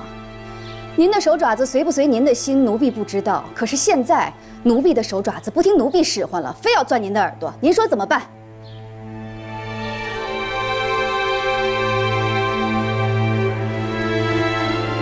皇后。你就看着你的奴才欺凌臣妾吗？嘉贵妃，您身为妃嫔，皇后娘娘身为中宫，只能教导，不能责罚，何来欺凌呢？皇后，索性的腿坏了，是慎刑司的人下手太重，皇上也责罚过臣妾了，如今连皇上都不计较了，您还要怪臣妾吗？本宫与皇上一体同心。这是赏赐，不是惩罚。皇后是拿着赏赐之名来报自己的私仇。嘉贵妃可别会错了意，臣妾不服。本宫是皇后，坐在了你最想坐的凤位上，所以对你赏也是罚，罚也是赏。就像皇上对御史逼死发妻的那位王爷是一样的。就算是王爷做错了，皇上也责罚过了。轮不到后宫夫人来说三道四。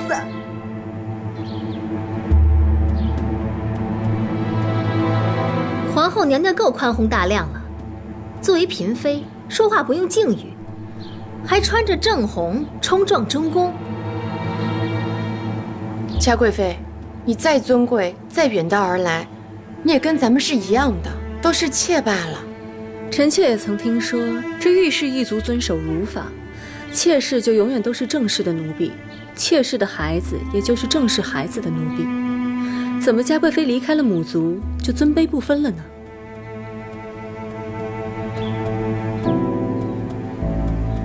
本宫只想提醒你，你的一切错处都干系到你，还有你的2位皇子。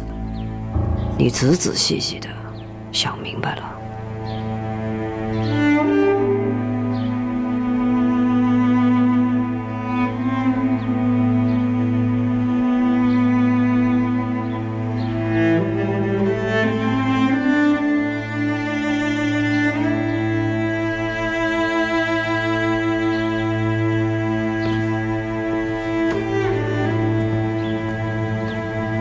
嘉贵妃，您别再挣扎乱动了，否则就是您自己不小心伤的耳朵。再说了，您规规矩矩一些，奴婢很快就给您带上了，您也少受些罪。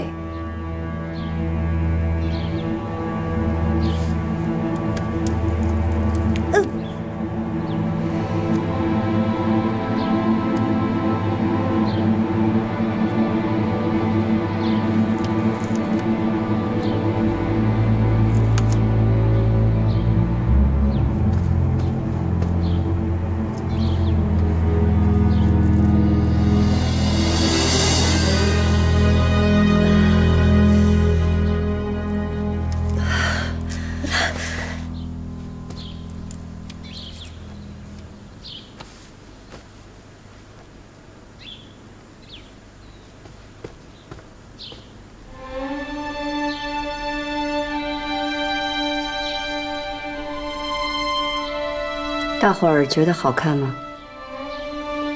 好看。本宫也觉得好看。不过，疼吗？皇后娘娘明知故问，疼就好，疼才记得教训。立新，你可要回去好好的照顾嘉贵妃啊，别像真叔一样，一个不小心便被打发了出去。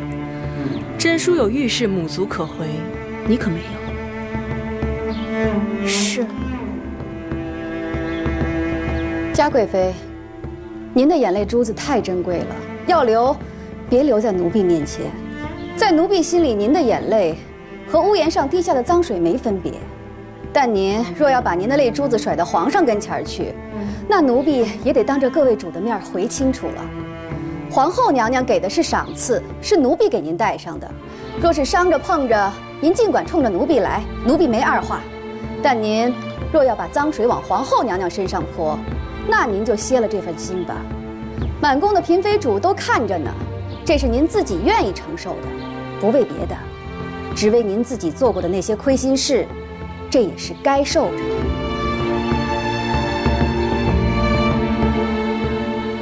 臣妾等眼见耳闻，绝非皇后娘娘之责。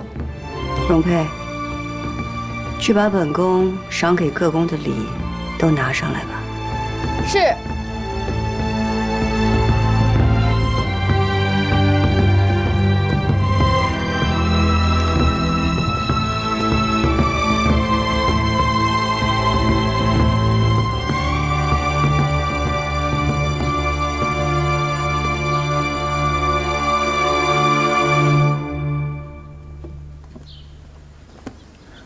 主忍一忍，奴婢替您摘了它吧。别摘了。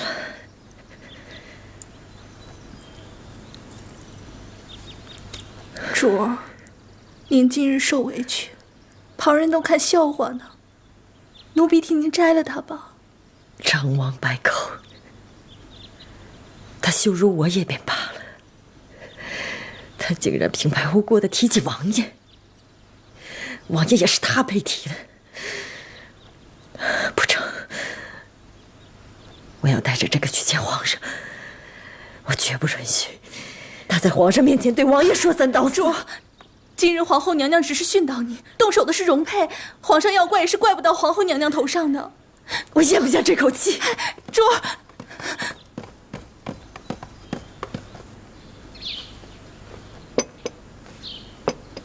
娘娘，您实在不必为了奴婢当面惩罚嘉贵妃的。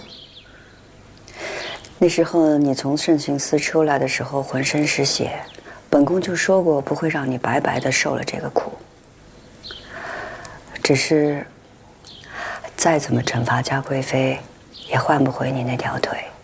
奴婢一切都好，真的，娘娘不必为奴婢担心。娘娘一路好不容易走到今天的位置，奴婢只希望娘娘能够平安顺遂，不要因为奴婢而产生什么差池才好。姐姐一步一步从妃妾的位子艰难上来，也是需要宽严并济、制衡于下的。今日，姐姐安抚了纯贵妃，弹压了嘉贵妃，让众人知道什么是赏罚，做的也是极对的。再者，如今姐姐贵为皇后，是中宫，对着嫔妃，只要有理有据，再怎么教导也不为过。就算嘉贵妃告到了皇上跟前，皇上也不会说什么的。所以索性，你不必过于担心。宽严并济，本宫心里有数的。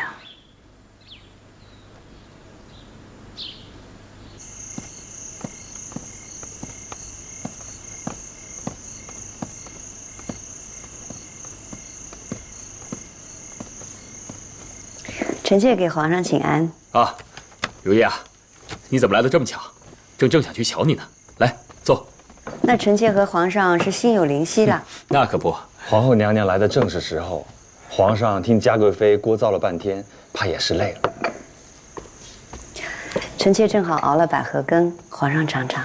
哦，百合好啊，百合寓意呢百年好合的意思，是个好意头。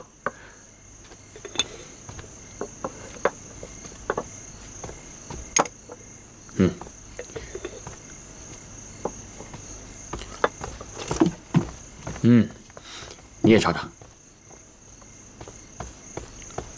好喝吗？味道不错。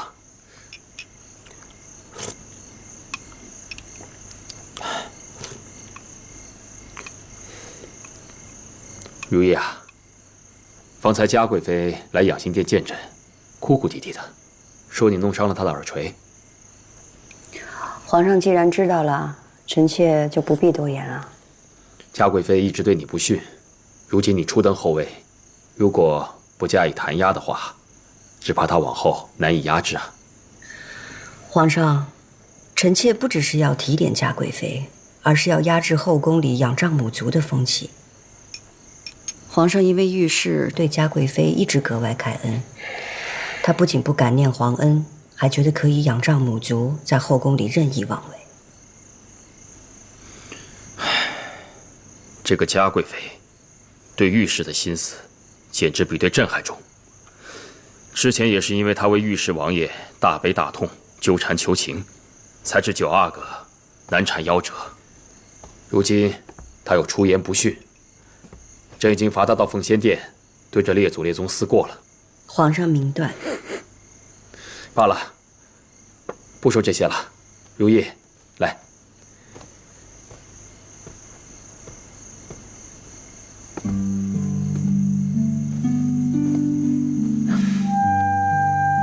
过些日子就是朕的万寿节了，朕想着给你准备一份礼物。皇上的万寿节该是臣妾送贺礼给皇上，皇上怎么倒过来了？如意啊，你在冷宫待了那么多年，苦不堪言。而冷宫里呢，那些多半是先帝留下来的遗妃。朕已经下旨了，将他们挪去热河行宫好生养老，让他们不再过这样的苦日子了。皇上的意思是？朕的意思是，从今以后没有冷宫，宫中的夫妻一心，绝对没有情绝相弃之事。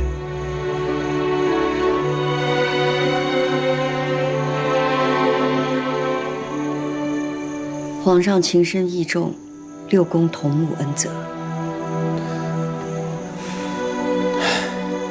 如意啊，这不只是为了6宫，更是为了你。你如今已是皇后了，朕会追封你的阿玛纳尔部为1等承恩宫，你的额娘呢，就为承恩宫夫人。过些时日，朕会安排你额娘进宫探望你，你们母女俩好好聚聚。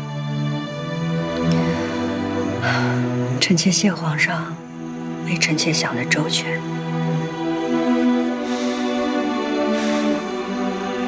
如意啊，你终于是朕的皇后了，咱们终于可以一同入画了。朕已经叫郎世宁准备了，咱们可以同在画中，相依到老。过些时日呢，朕想带你去五台山烧香，想去夜祖祭灵，想去告慰列祖列宗，告慰天地。咱们还有好多地方要一块儿去呢。皇上，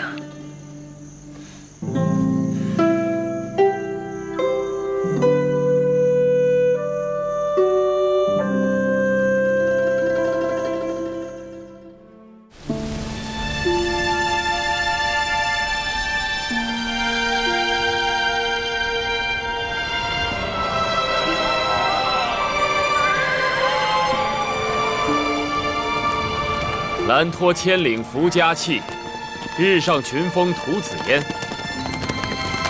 如意啊，走在这苍茫天地间，就只有我们2个人。伴随天外云卷云舒，好不快意啊！皇上，您就带臣妾一个人出来，不大合规矩啊。朕想单独和你待一会儿。不算是偏宠吗？朕是这世间的皇帝，你是朕名正言顺的皇后，朕带你出来，看看美好的景色，有何不可？来，答应朕，要陪朕一直这么走下去。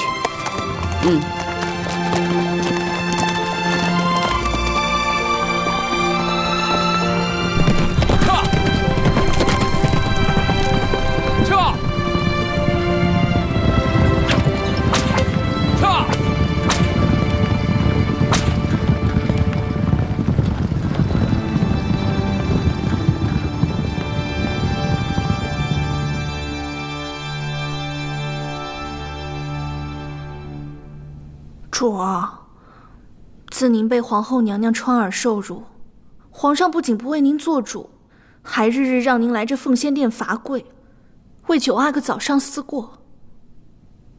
这次夜祖祭灵，寻衅松落，皇上也不带着您。皇上与皇后新婚燕尔，旁人去了也不过是陪衬，本宫去受那份辛苦做什么？这奉仙殿挺好，本宫看着这列祖列宗的画像，挺有指望。主，您说什么呢？这挂着的画像，都是大清历代的皇帝。本宫盼着有一天，我的儿子也能像他们一样，成为大清继位的皇帝。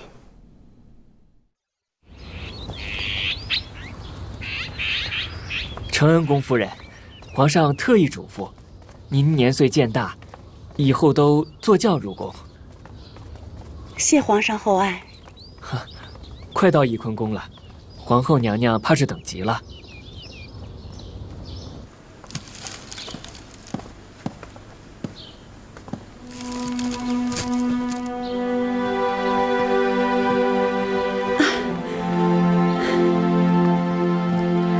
额娘，请受女儿一拜。皇后娘娘快请起，妾身受不起。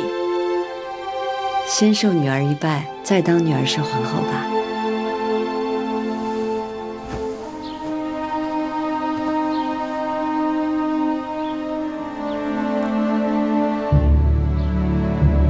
皇后娘娘，快请起，让妾身行国礼吧。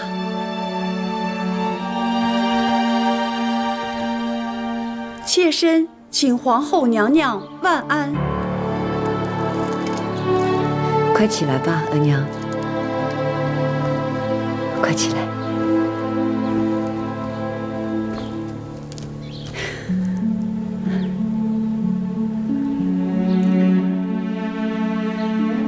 皇后娘娘，皇上对你好吧？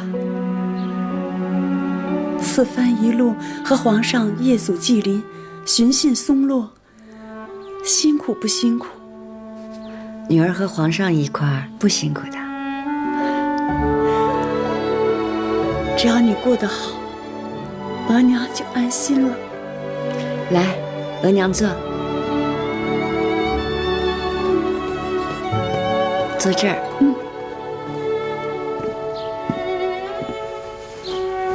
你快坐。夫人，娘娘一早就嘱咐了，这些都是素日您最爱吃的点心。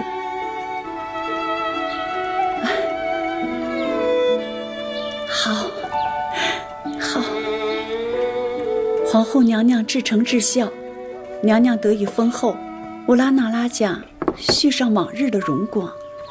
你阿玛和姑母在九泉之下也可瞑目了。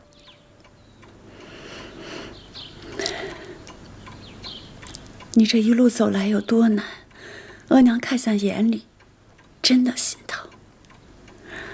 当皇后必有皇后的难处，也是不容易的。想想你姑母最后几年，额娘真的好怕。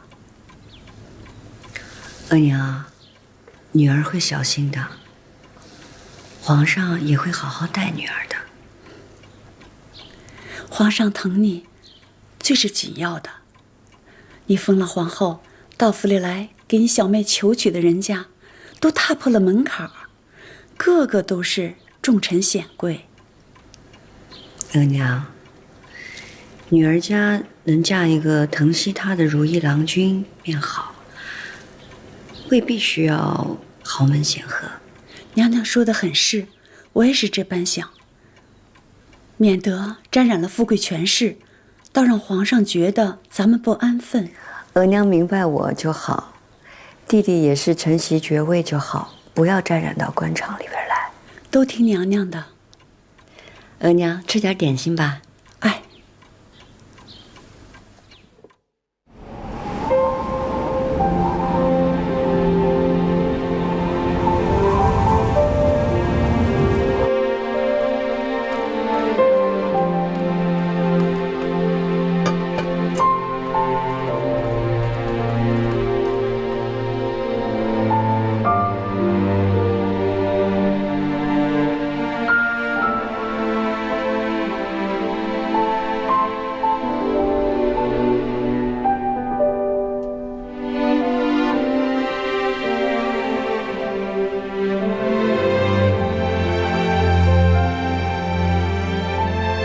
手是不是有点凉啊？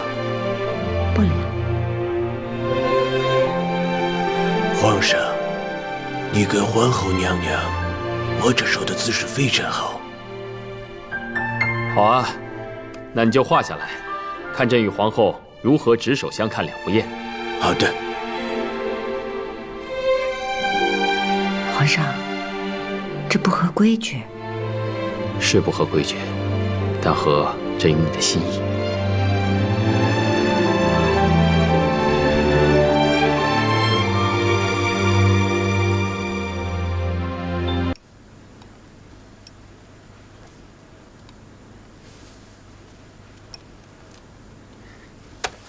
好啊！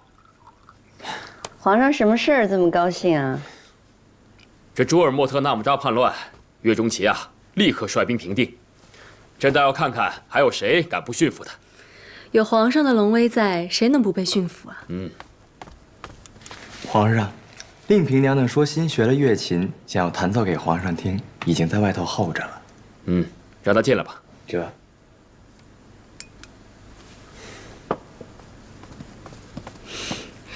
臣妾请皇上晚安，皇后娘娘晚安。起来吧。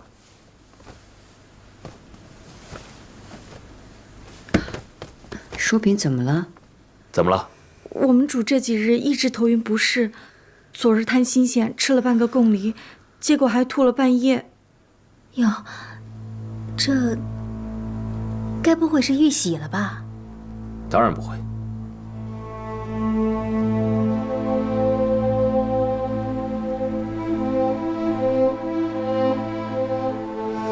臣妾体弱，皇上赏的坐太药喝了这么些年，也未有动静。太医是说过，臣妾子嗣渊博。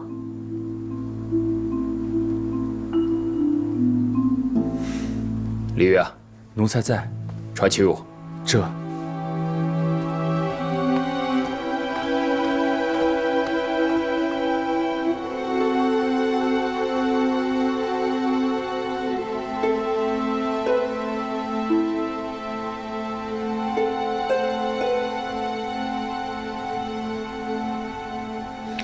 如何？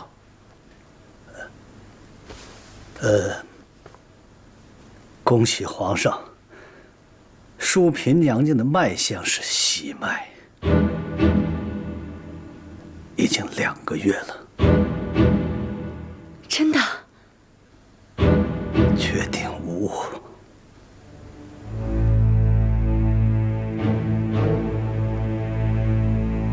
好，甚好。臣妾恭喜皇上，恭喜淑嫔，恭喜皇上。盼了这么些年了，本都以为没了指望，这半年来连坐太药都是有一碗没一碗的喝着，谁能想到竟然真的有了？那是你情真意切，老天眷顾，遂了你的心愿。啊，那坐胎药本是强壮底子后助孕的。淑嫔娘娘服用多时，身体健壮了，自然是有喜了。齐太医说的是，那本宫之后的身孕就有劳齐太医了。是，还请皇上允准。啊，既然你喜欢，朕就让齐汝照顾你便是了。你嫔位多年了，如今遇喜，就晋为妃位吧。臣妾多谢皇上。恭喜皇上，恭喜淑妃姐姐。今天妹妹来的还真是巧，真想沾沾姐姐的喜气呀。多谢令嫔。皇上，那臣妾便先回去休息了。好。皇上，臣妾陪淑妃妹妹一起回去，她刚刚有孕，别疏漏了什么才好。皇后有心了。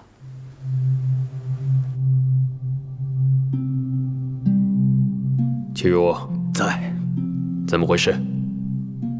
淑妃娘娘突然遇喜，想必是那坐胎药没有按时喝下的缘故。皇上您仁心，所以那坐胎药的药性是极为温和的，并非是绝育之物。每次临幸后喝下，可保无虞。从前都是进宝看着淑妃喝下的，可谁知，淑妃竟然悄悄地停了。淑妃是不是知道这座胎药不妥？那未必。想是淑妃娘娘对子嗣之事已不再指望，所以没有按时喝下，反倒是意外得子。臣请旨，淑妃娘娘身孕之事，该如何处置？稚子无辜啊！罢了，他既有福气玉玺，保住孩子，替淑妃好好照顾龙胎。是。听纯贵妃说，刚玉玺的时候会怕冷，你那被窝要换得柔和厚实些。御膳房也会天天送滋补的汤饮过来。姐姐喜欢用什么，我亲自给你准备。多谢皇后娘娘关怀，多谢令嫔。你也真是太不仔细了，自己有了身子都不知道。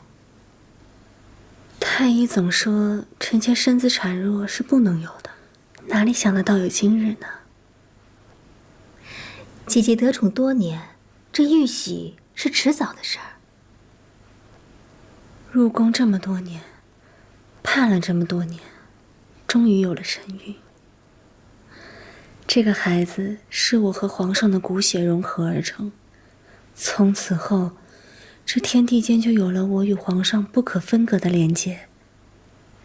只有这样，才不枉我来这一场。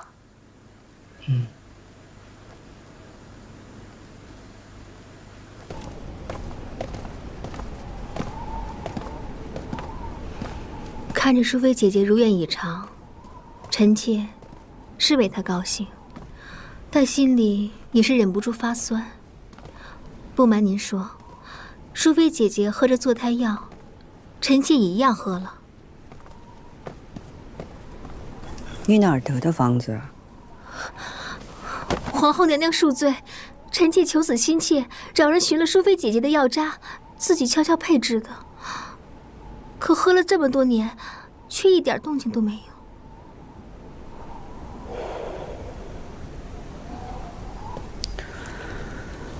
你也是求子心切，起来吧。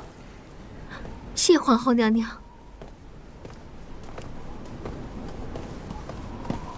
淑妃玉玺未必靠的是药，不如你如淑妃般把药停一停，养一养身子，心血就有了。但愿能和淑妃姐姐一样，得上苍垂爱。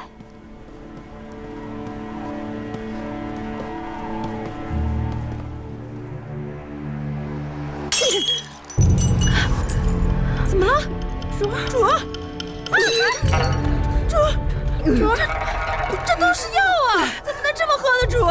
不行，淑妃到玉玺了，怎么本宫还没动静呢？主，你不觉得奇怪吗？当初淑妃怎么喝都没怀上，如今不喝了，反倒就有了呢？你胡说些什么？奴婢也说不上来。但主，您就先把药停一停吧，把这药渣送到宫外，给宫外的大夫瞧瞧。你是疑心这药不对？奴婢也不清楚，但总觉得多留心眼儿吧。谁让淑妃是把药停了才玉玺的呢？好，这件事情本宫叫你去办，办好了郑重有赏。时隔这么多年，哀家以为淑妃能够得宠不衰就已经不错了，这还突然有了。皇上宠爱了淑主那么多年，也放下心了。人非草木，淑妃一片痴心，皇帝总该明白。哎，淑主呀，吃贵在太痴心，才不肯像梅嫔那样为太后探听消息，为您进言。淑主也是可怜，不知道皇上这些年一直防着她呢。不知道有时候比知道强。糊涂啊，未必不是福气。至于淑妃一直不大肯为哀家做事，甚是个不听话的棋子。哎呀，以后有了孩子，叔主的心呀更向着皇上了。那要是孩子生下来就归哀家抚养呢？那叔主一定会乖乖听话的。傅家，前几日山东巡抚进贡来的东阿阿胶，你去送给淑妃，让她好好养身子，生个白白胖胖的阿哥。是。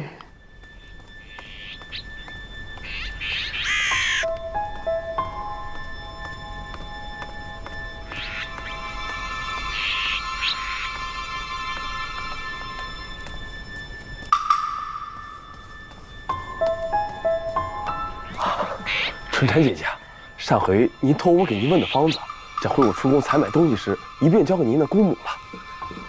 这个是您姑母给您的回信，就是我不太识字，不知道上面写的是什么。这是我自己看病的一个偏方，但是只有家里人知道。哎呀，辛苦公公了。哎，谢谢春蝉姐姐。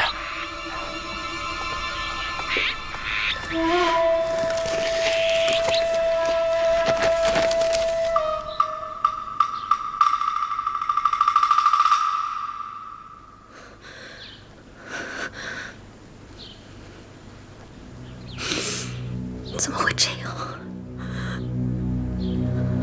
不会的，春蝉，你姑母找的什么大夫？不会是什么江湖游医，随便看了看见他的本宫就来应付？没有，奴婢和姑母怎敢？找的都是京城中最有名的大夫看的，姑母不放心，还多找了3、4家呢。阿珠。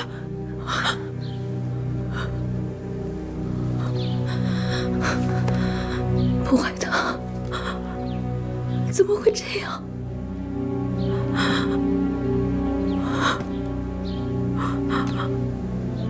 不会的，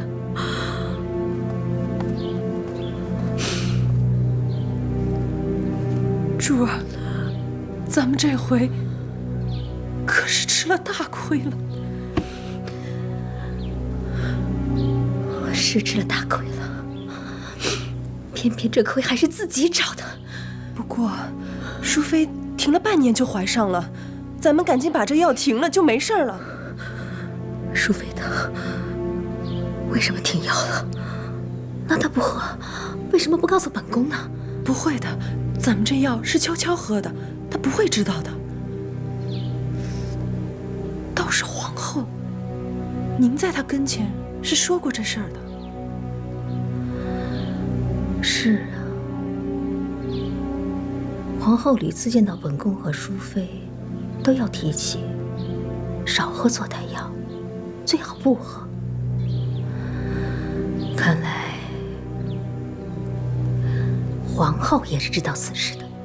珠儿可是为了皇后娘娘，又是跪求皇上，又是整治嘉贵妃的呀。本宫做小福地，奉承示好，却换不来皇后一句真心话。这皇后真是铁石心肠。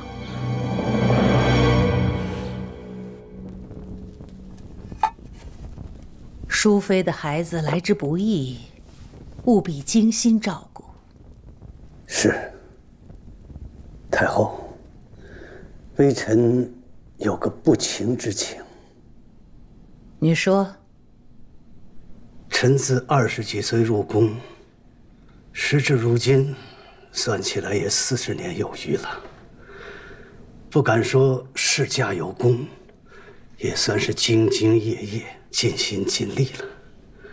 如今，臣已是老眼昏花了。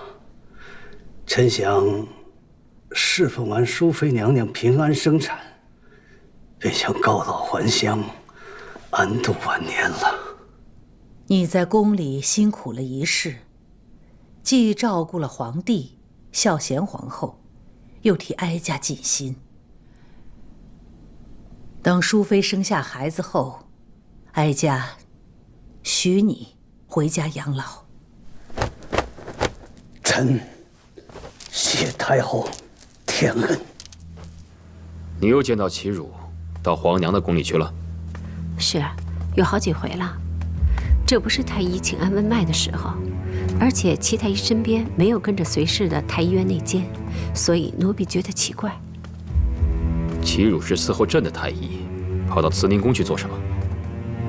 皇上可还记得，淑妃是太后送给皇上的人，而淑妃停喝了齐太医开的坐胎药，才有孕的。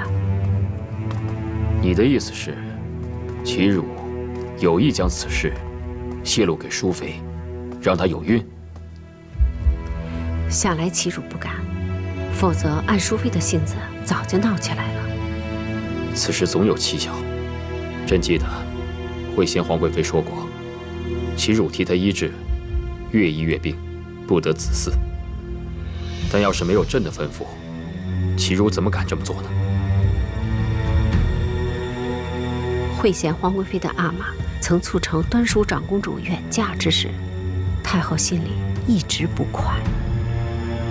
难不成皇额娘一早就安排齐汝对惠贤皇贵妃下手了？朕身边的人竟这般为皇额娘周旋，连朕的嫔妃都敢暗害。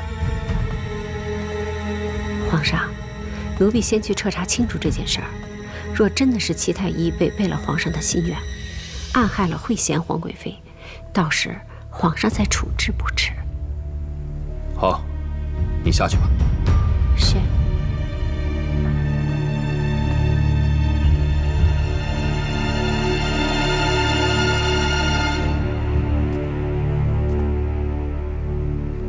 自去岁以来，朝中一切安定，边地虽有骚乱，但迅速平定。如今政通人和，朕打算奉皇太后南巡江浙，沿途体察民情。你们都说这天下富庶安定，可这富庶安定，朕都是在奏折上看到的，未曾眼见。圣祖也曾南巡，与官民同乐。朕是圣祖的子孙，理应效仿。皇上圣明。太后说这是皇上第一次南巡，巡幸的地方又是江南燕柔之地，陪同的嫔妃除了本宫之外，都是汉军旗。六宫的事儿还是于妃料理着，她会好好照顾你。多谢皇后娘娘美意。你看你现在肚子都那么大了，孩子也会动了，多好。想来臣妾第一次见到皇上时，还以为以后再也见不到皇上了。哪知日后真能到皇上身边，还能有皇上的孩子。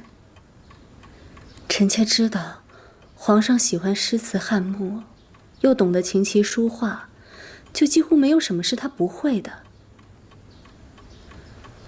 原来我熟读诗书，就是为了要走到这个倾慕的人身边去。本宫也是替你高兴。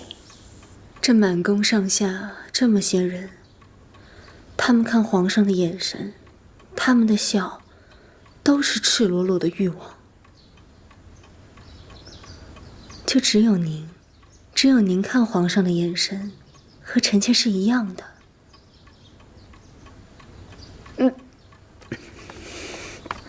主害喜的厉害，来，还是好好养生吧。你是头胎，是会辛苦些。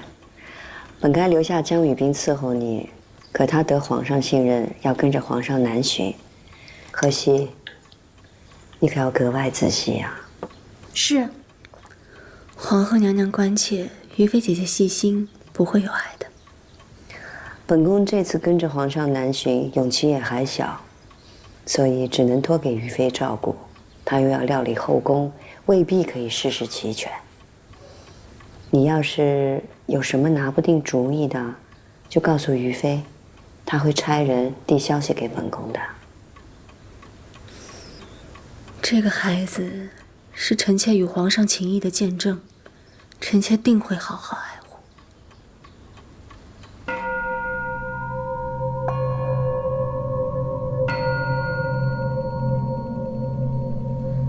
信女叶赫那拉氏得蒙圣眷，但求平安生子，与皇上恩情如旧，绝无反复。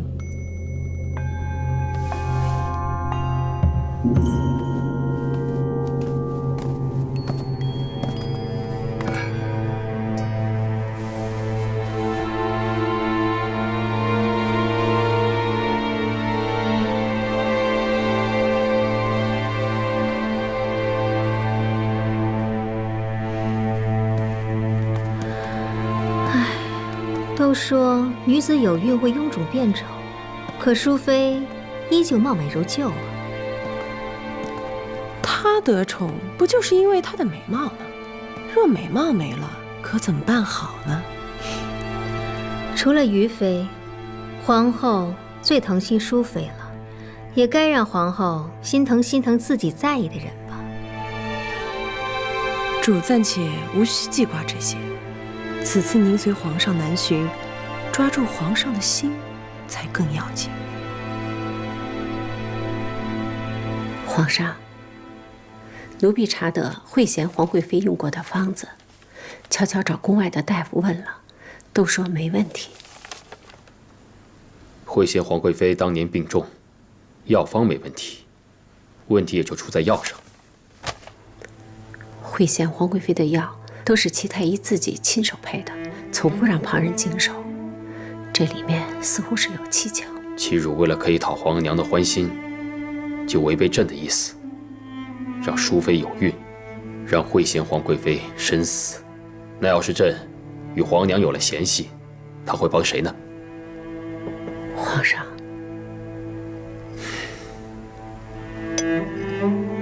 齐汝的心思，朕不敢赌，也不愿意赌。朕的身边用了那么久的人，都可以违背朕，朕的身边真没有可信之人了。皇上，您打算如何处置？照例朕出巡，都会带着齐汝。朕倒要看看，齐汝一身的医术，能治得了别人，能不能也治得了自己？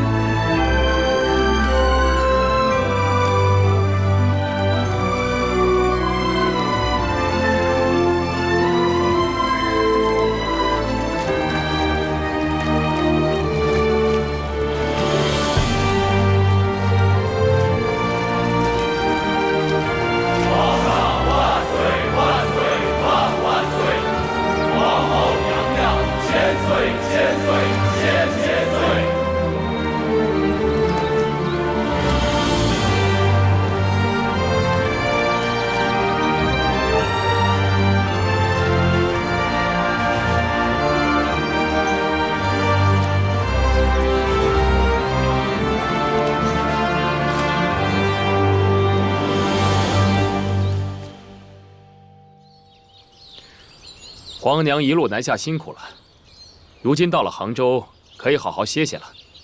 哀家只是随皇帝出游，皇帝还要视察水利，督促地方官员兴修堤坝，这才辛苦。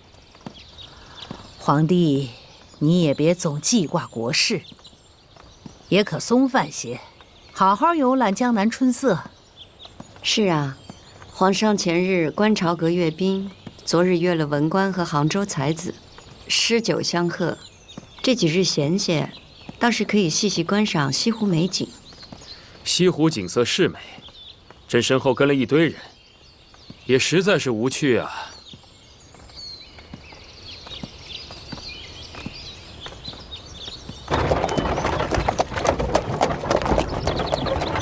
奉皇上之命，送贵客出宫。开门！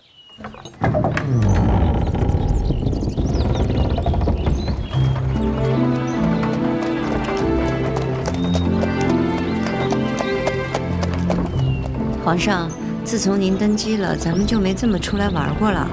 是啊，朕知道你喜欢苏杭，喜欢这民间夫妻的生活，所以咱们呀才偷得半日闲，再做一回凡俗夫妻。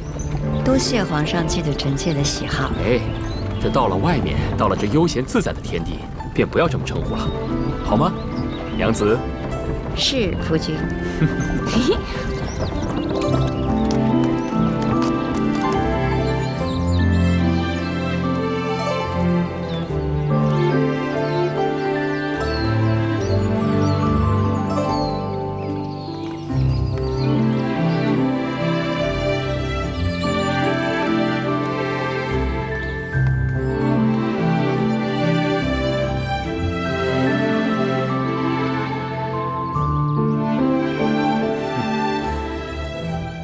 这景色真是好啊！朕自从当了皇帝以来，年月无休，每天上朝批奏折，接见臣子，完了之后还要和皇额娘请安，要和嫔妃相处，教养子女，这每天还有大大小小的事情，朕真是一刻都不得闲。这次来到江南啊，朕发现，当一个老百姓，确实比当一个皇帝清闲适宜许多啊。那皇上愿不愿意褪去龙袍，和我一起走入人间烟火呢？当然好啊，做一个百姓当然是好的，做一个百姓就不用殚精竭虑，只愿与你朝夕相伴。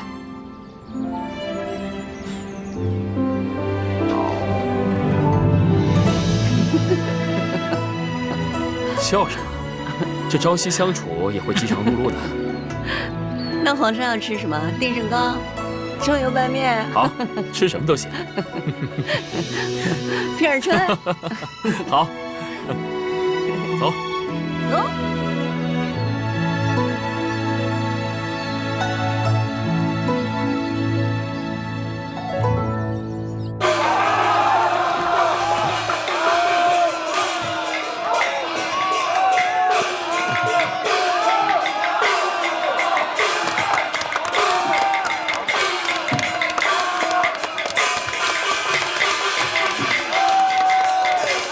你看，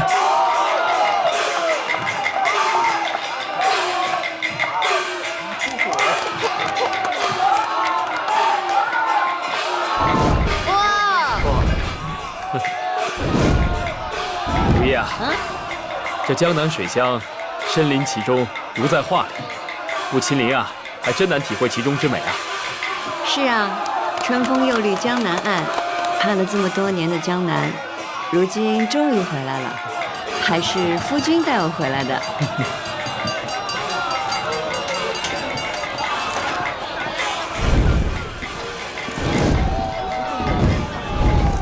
夫君，咱们去吃点点心吧。好。哟，主子，这摊上的点心可不能吃啊，都不干净。怕什么？百姓吃得，我吃不得。从前在王府时，我和娘子也吃过路边摊食的，也都没事啊。嘿，官人呐，来。尝尝我们的条头糕吧。对，这就是条头糕，我小时候吃过，里边的豆沙香甜细腻。您尝尝。好。哎呀，主子，再啰嗦让你滚回去。来，怎么样？好吃吧？只是有些粘牙，不比家里做的差。来尝尝。那是，我磨的豆沙都是蒸的，脱了红豆皮，再拿细细的纱布搅了3遍，便是宫里的也比不上呢。连皇帝老爷吃了都连连叫好呢。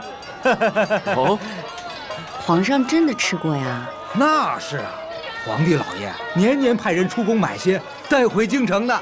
哦，那既然皇上爱吃的话，李煜啊，多包些回去。嗯，哎，东包嘞，赶紧包了，付钱吧。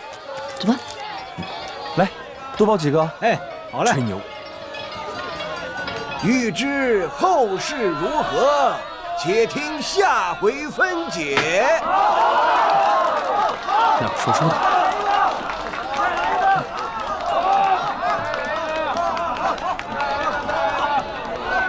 山外青山楼外楼，西湖歌舞几时休？都说太宗市民千古一帝，也难成如今的百姓安乐，盛世盛景。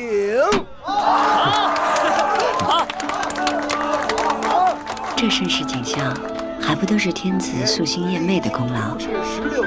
百姓们都在夸你呢。朕呐，只有出来了，才不算在奏本上了解我的子民，我的天下。修文言武，贪官污吏无所遁形，你我得以无忧无惧，耕读忙乐，安身立命。到如今，皇上如圣祖南巡江南，隆温浩荡，与先后帝后携手，更是异举同心，垂范民间，教天下夫妻如何敢不上行下效，举案齐眉？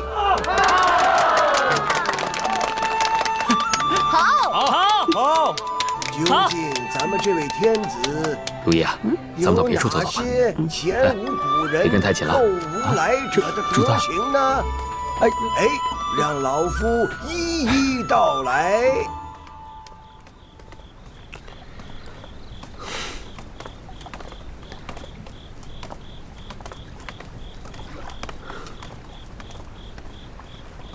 快！这湖边的夜色真是宜人呐。是啊，尤其是跟夫君2个人共赏这西湖月夜。是啊，只有我们2个人，清清静静的真好。如意啊，不止这西湖的美景，朕还想与你共看春日的樱花，夏秋的凌霄，还有冬日的梅花。善始善终，共看4时花开。我说过的，一定会做到。真这样便好。若群起缘落，如夜雾消散呢？夜雾消散，你我情分不散。若夜雾茫茫，你我走散呢？不会，你只要执着我的手，永远不放开就是了。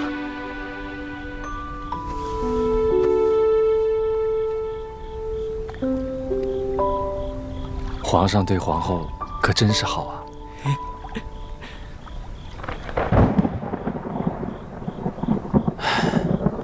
看来是要落雨了。皇上有没有猜过一个字谜？什么？春雨绵绵七毒素。我们才刚成亲，你说这种话，好像我抛下娇妻一样。哎，我可是整日都陪着你啊。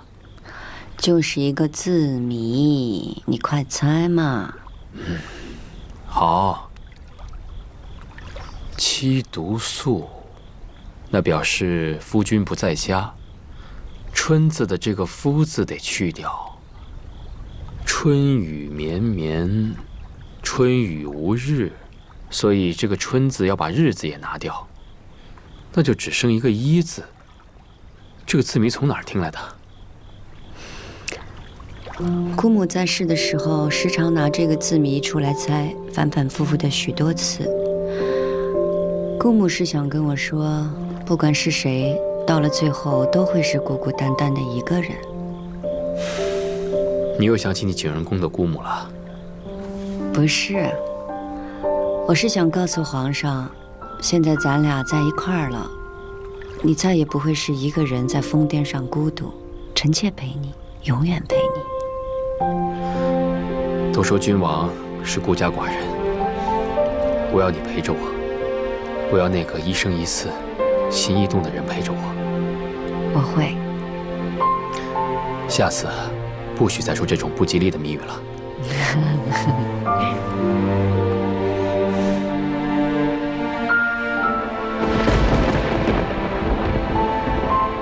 哟，都快下雨了，主子怎么还不着急回家？看来这雨真是要落下来了，咱们走吧，啊！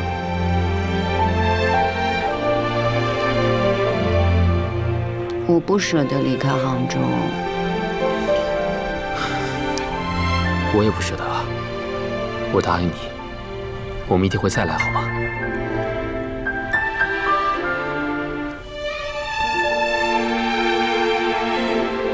走。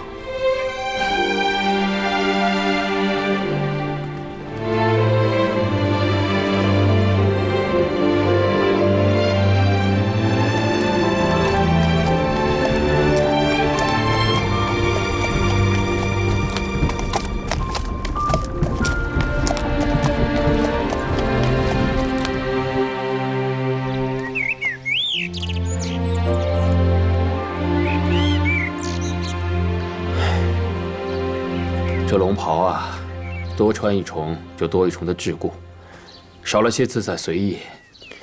朕登基那么多年，有多少做人后的烦恼啊？有时朕真的觉得累了。皇上宵衣干事不懈于治，不就是为了据先帝之志，定盛世江山吗？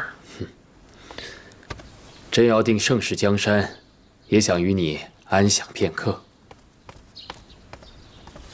皇上，太后那儿等着您去问安。另外，闽浙总督求见。你看，一回这皇家四方天地，就是无尽烦忧。皇上，快去吧。走吧。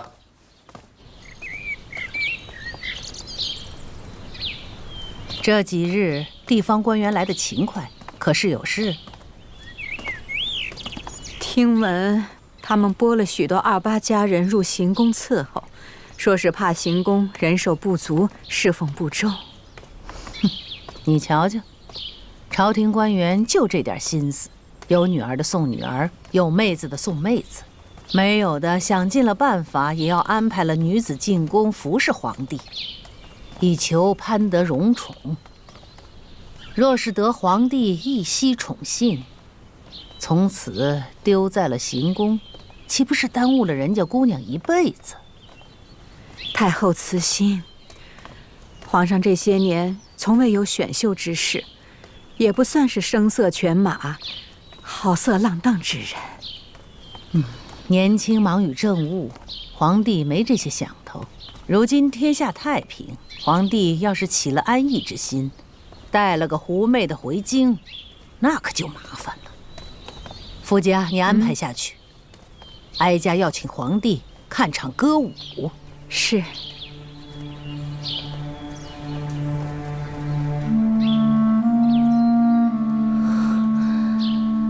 既然太后有意要安排，春瞻，咱们得紧着些了。这个自然的，只是此事皇后娘娘并不知情，万一……皇后不住本宫，本宫就住自己，难不成要一辈子养人鼻息吗？主说的在理。宫里都安排妥了吗？有兰翠在，主放心。皇上，太平盛世，福泽江南，臣敬皇上、太后。福泽江南，敬皇上、太后。今夜众亲同欢。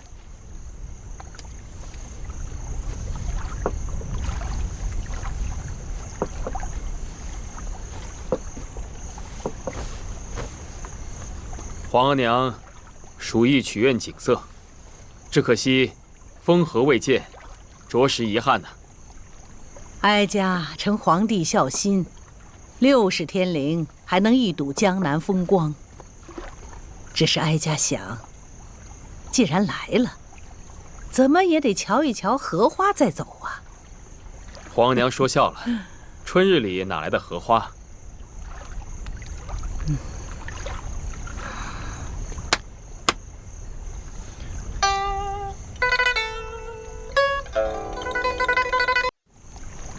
哀家承皇帝孝心，60天灵还能一睹江南风光。只是哀家想，既然来了，怎么也得瞧一瞧荷花再走啊。皇娘说笑了，春日里哪来的荷花？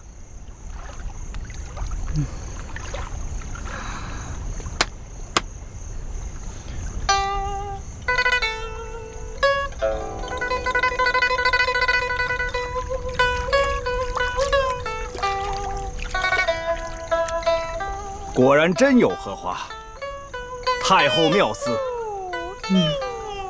这水上凡春凝注，潋滟彩幻，皇娘也算是一了了儿子的心愿呐。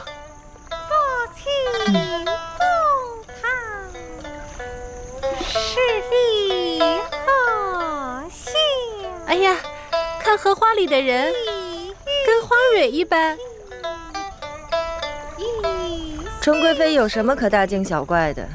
取巧的玩意儿罢了。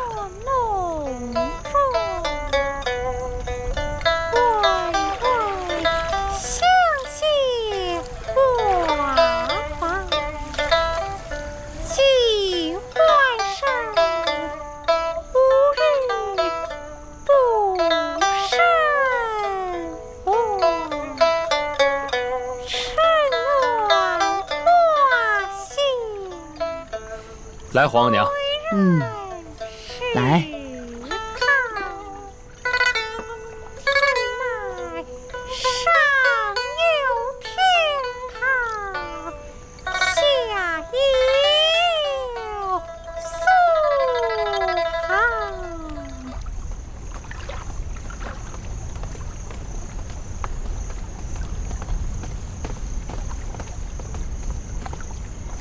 太后万安，皇上万安，皇后娘娘万安。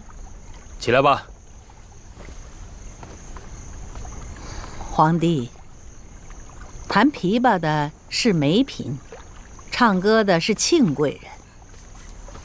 皇帝怕是久没见他们，早已经忘记他们还会这本事吧？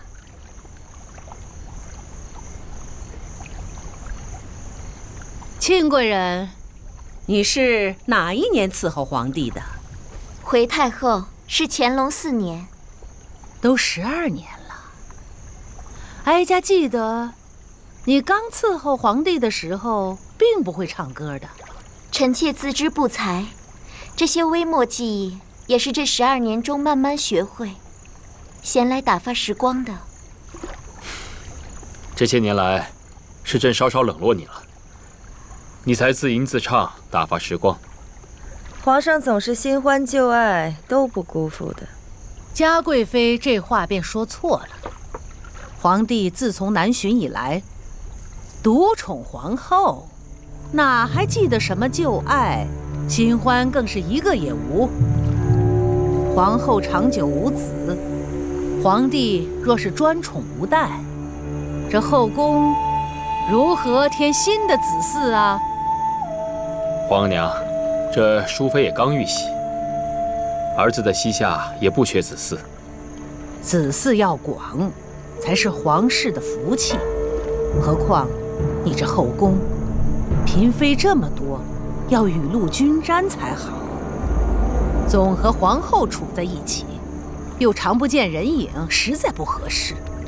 若不是哀家提醒，你要等你满宫嫔妃心生愿望，你才回心转意吗？皇额娘，儿臣知罪。顾及后宫嫔妃是你的职责，本不需哀家提醒。可见你这个新后疏忽到什么地步了？太后，皇上与皇后请好，臣妾等不敢心生怨念。嘴里说什么，心里想什么，哀家也是打嫔妃过来的，怎能不知啊？皇娘说的是儿子不好。梅嫔和庆贵人都是朕眷爱的人，儿子从今往后一定会多多眷顾他们，也不会冷落六宫诸人。那就好。湖边风大，梅嫔、庆贵人，你们在这儿陪着皇帝，哀家先回了。恭送太后。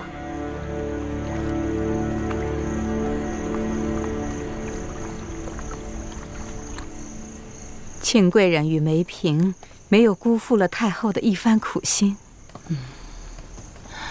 庆贵人也罢了，你没瞧见，皇帝根本就没瞧梅嫔吗？人都干瘦了，也真是可怜。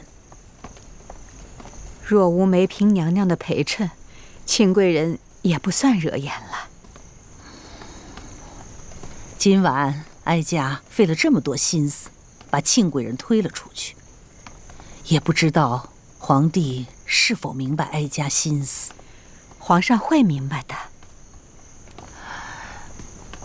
光一个庆贵人还不够，福家、官家格格里，若是有出色的，还得留意着。这不是齐汝吗？是。臣请太后安。这么晚了，怎么在这儿啊？皇上召臣过来请个平安脉，说这几日略感疲乏，臣便在此候着，等夜宴结束。好好伺候着。是。如有不妥，便回禀哀家。太后放心。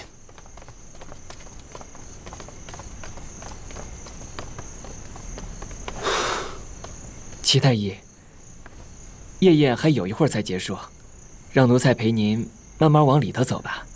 好。好，我帮您，齐太医。有劳公公。您请。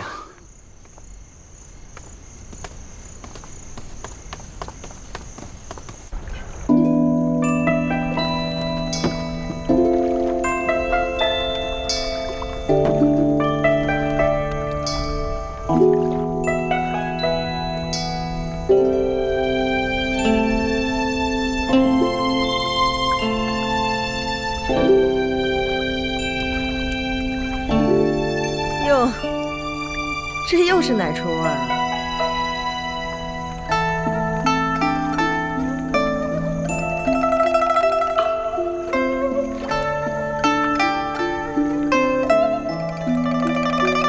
那不是令嫔吗？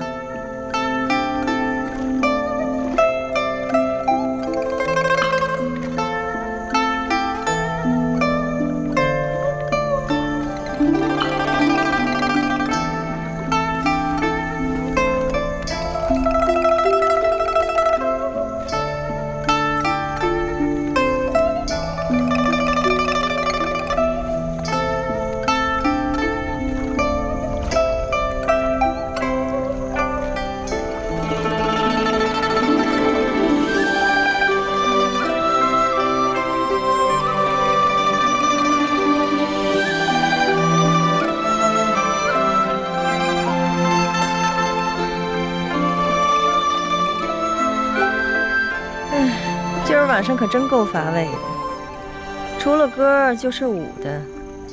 即便是费尽心思想争宠，也要学点别的吧。非要把自己弄得跟个歌舞乐伎似的，自变身价，真是没趣儿。嘉贵妃，别总说旁人啊。想当年，你不也是什么长鼓舞啊、扇子舞啊、吹短箫、弹北琴，一天一个花样吗？东施小嫔。唉，我跟嘉贵妃都是半老徐娘了，哪里比得上人家10几20岁的妹妹呢？就算是东施，那也年轻水灵得很啊，嫩瓜秧子似的，知道怎么伺候人，非要年长一些才有韵味呢。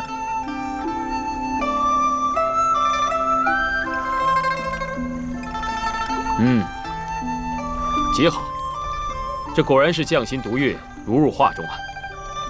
这令嫔啊，也算是有进意了，已不再是当日只认得燕窝细粉，连白瓷和甜白釉都不分的女子了。皇后娘娘，您看令嫔今夜如此做作，您觉得如何呀？做作能得了皇上的喜欢，怕也不易。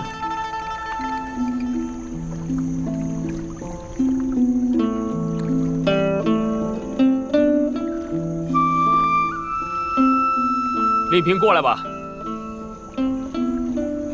是皇上。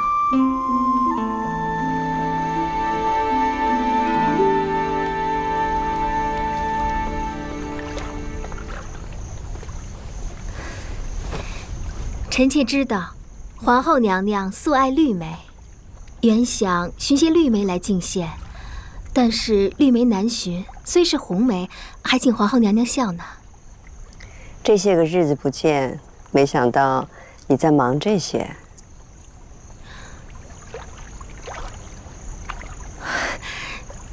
臣妾不过是花点心思，博皇上和皇后娘娘一笑罢了。令嫔啊，过来坐朕的身边。是。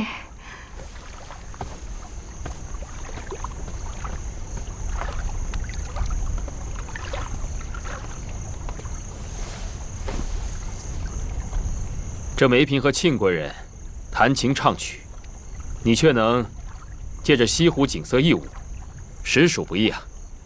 谢皇上夸奖。皇后深爱梅花，今日一舞，想必也合皇后的心意吧？令嫔不会也喜欢梅花了吧？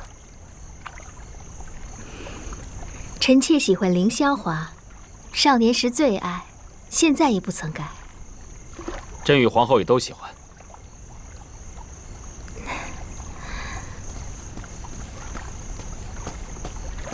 皇儿啊，太后请您记得翻牌子。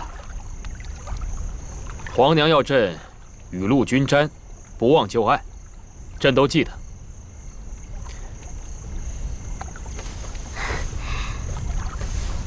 臣妾年长，还是庆贵人服侍皇上为佳。罢了，朕今夜还是不翻牌了，就让令妃侍奉朕吧。这。谢皇上。令妃，怎么，有何不妥？怎么会？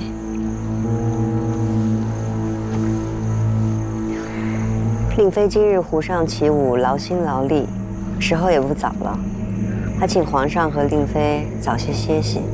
臣妾告退。好，你们都退下吧。臣妾告退。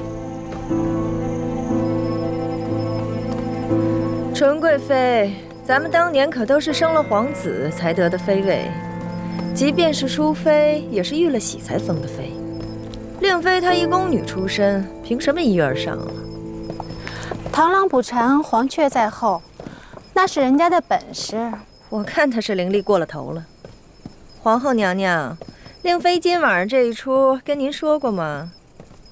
我看即便您的手是五指山，也拢不住这样的孙猴子吧。嘉贵妃，皇上才免了你罚跪奉先殿，你更应该谨言慎行。是。说来也有趣，太后一直不太搭理梅嫔，今日为了抬举庆贵人，拉上梅嫔，梅嫔万一跟着负了宠，倒是运气啊。梅嫔一直喝药调养，身子也不太好，负宠怕是有些难。也是，这些年瞧着梅嫔脾气越发的古怪了。臣妾还记得孝贤皇后离世那晚，梅嫔就是很奇怪，言辞尖酸不说，臣妾仿佛听到有人落水的声音，梅嫔也不愿去查看，否则或许能救了孝贤皇后上来。有这等子事儿，你和于妃怎么没提起过？那日孝贤皇后落水崩逝，咱们都乱了方寸，谁还顾得了这些呀？今日若不是梅嫔跟庆贵人一同出现在水上，臣妾早就忘了这茬事儿了。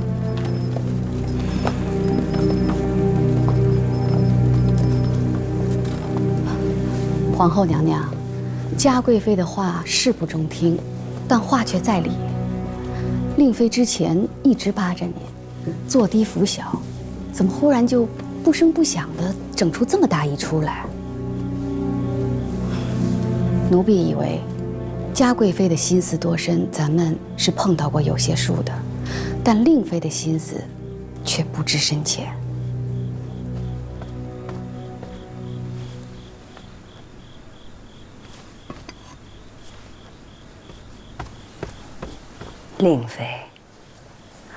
令妃讨好本宫，无疑是想得了皇上的恩宠。如今已经得了皇上的喜爱了，就不必在本宫面前虚与委蛇了。但也不能不对令妃留心。皇后娘娘，小瑞子来了。小瑞子是来往京城替您和于妃传递消息的，怎么这么晚还跑来？让他进来吧。这，奴才小瑞子请皇后娘娘安。起来吧。谢皇后娘娘。于妃和淑妃还好吗？回皇后娘娘的话，自从2月里御驾离京后，五阿哥便害了伤风，断断续续的咳嗽，一直不见好。于妃娘娘急了，问能不能拨了姜太医回京照顾。那自然是永琪要紧。淑妃呢？淑妃如何？淑妃娘娘也不好，月份大了，手脚水肿，胀得晶晶亮，还得服用泻水的药。且淑妃娘娘肾气衰弱，这些日子脸上起了许多像胡裂一样的黄斑。要不要紧啊？皇后娘娘安心，太医说除了肾气弱，其他大体还好。怎么永琪一病，淑妃的身子也跟着不安了？虽说有孕的女子肾气弱是常事，有些脸上是会起些黄斑，但那些都是民间妇人调养不慎才多些。那也是轻视不得的，即刻让姜太医回京伺候吧。是。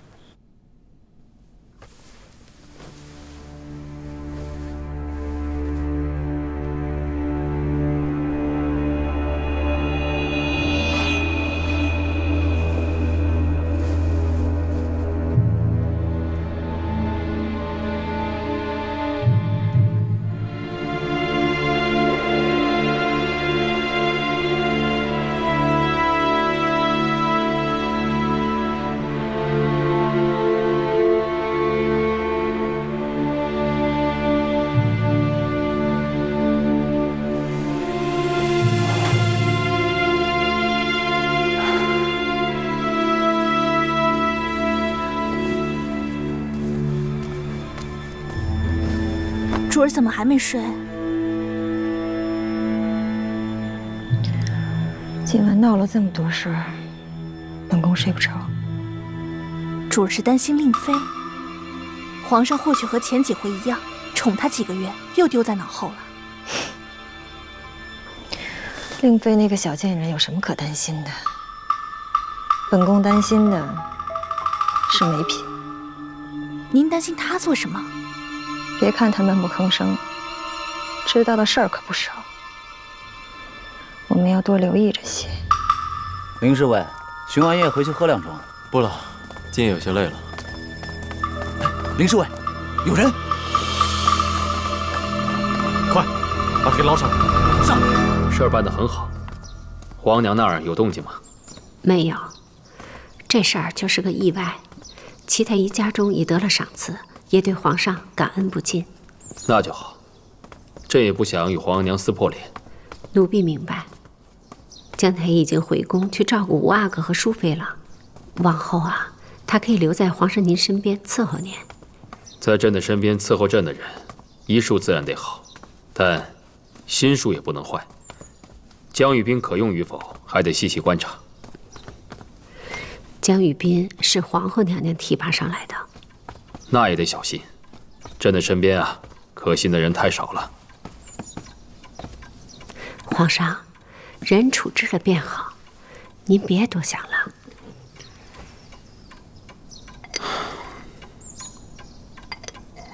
这皇娘的手啊，也伸得太长了。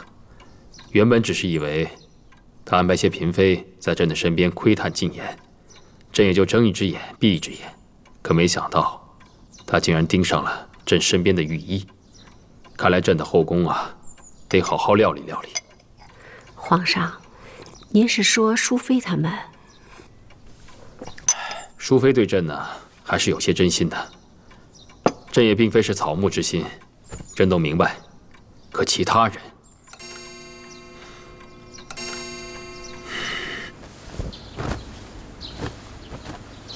恭喜主，贺喜主荣升妃位，请受奴婢们一拜。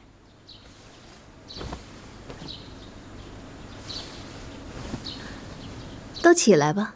谢主。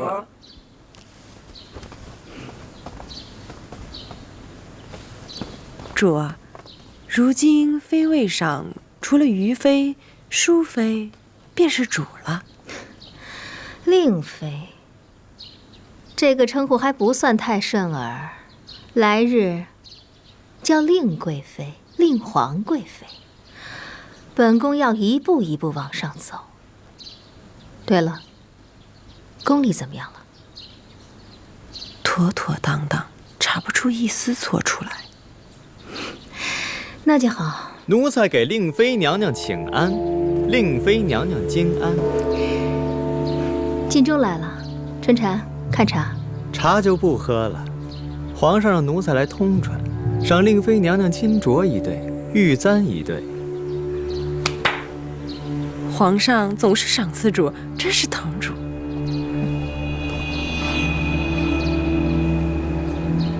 下去吧。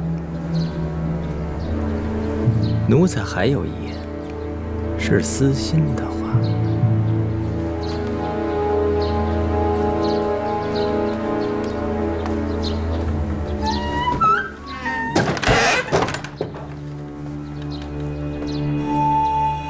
令主这次得宠封妃，是借了太后捧庆贵人，皇上又暗自不满的东风，实在有些侥幸。令主可千万记住，谁都可以不理会，皇后娘娘正得圣宠，又长6宫，绝不可轻易与皇后娘娘冲突了。这皇后啊，总是不在意本宫的奉承之心，刻意疏远，很是可恶。看来本宫只能靠自己了，指着皇后是不成。那是自然。皇后呢，咱能靠则靠，靠不上，咱也别和她撕破脸。别忘了，你还是个奴才。奴才对令主可是一片真心。那些客套奉迎，本宫是会的。你这回帮了本宫，本宫都记在心上了。对了，那个凌云彻，你想说什么？奴才我什么还都没说呢，您急什么？难道您心里还没忘了他？你别胡说，本宫是皇上的妃子，他只是个侍卫。奴才是想说，凌云彻发现齐太医死了。哦，晋州，你觉得皇上除了朝政和子嗣，最在意什么？祥瑞喽。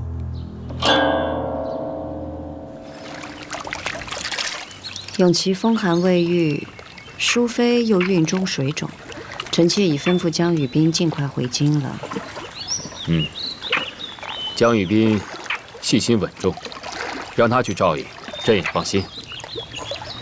是，只是齐太医刚刚出事，江雨冰又赶回宫中，皇上身边倒是没有一个得心顺手的可以照应呢。无事，朕无碍。这太医院啊，也派了那么多人来伺候。只要等到淑妃还有永琪安稳之后，再叫江玉冰回来伺候也不迟啊。也好。说起齐太医之事，臣妾确实有些心惊。齐太医侍奉皇上多年，医术深厚，却一不小心失足落水，殒了性命，实在是可惜。这齐辱之事啊，朕也是始料未及，不愿相信。这医者的医术啊，不管再怎么深厚，医人容易，但是自己的生老病死，也由不得自己做主啊。也是。皇上还有一事，庆贵人侍奉皇上多年，行为并无差池，应该进个嫔位。魏氏五子都已经是妃了，庆贵人却迟迟没有动静。魏氏封妃，只是朕不喜欢皇娘当众干涉朕与你的私事，气恼之下，便进了她的位分。皇额娘是太后，也应该看顾着嫔妃们。皇上和皇额娘赌气，一未给皇额娘面子，二也会伤了母子天和。陆氏封嫔就封嫔吧，不过朕不是为了皇额娘，是可怜庆贵人在宫中待了多年，也顾及你的心思还有处境。多谢皇上体恤。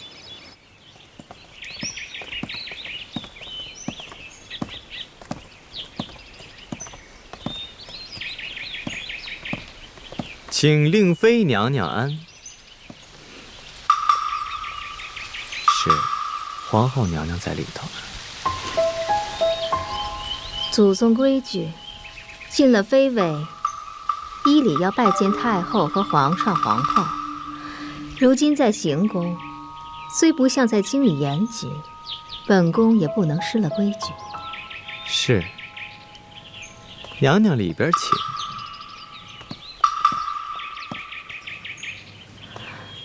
那边都安排妥了吗？都妥了，领主放心。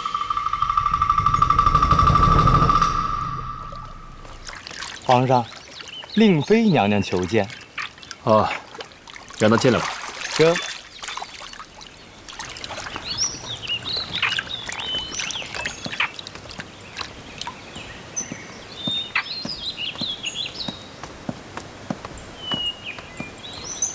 臣妾请皇上安，请皇后娘娘安。起来吧。怎么来了？臣妾得皇上隆恩，有幸封妃，今早拜见了太后，想着给皇后娘娘行礼。到了碧梧阁，才知道皇后娘娘在皇上这儿，这就特意前来一并向皇上和皇后娘娘谢恩，请皇上、皇后娘娘受臣妾6肃3跪3拜大礼。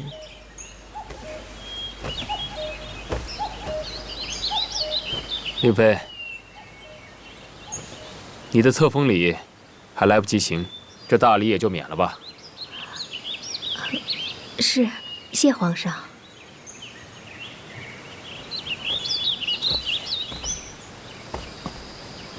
赐座吧。谢皇后娘娘。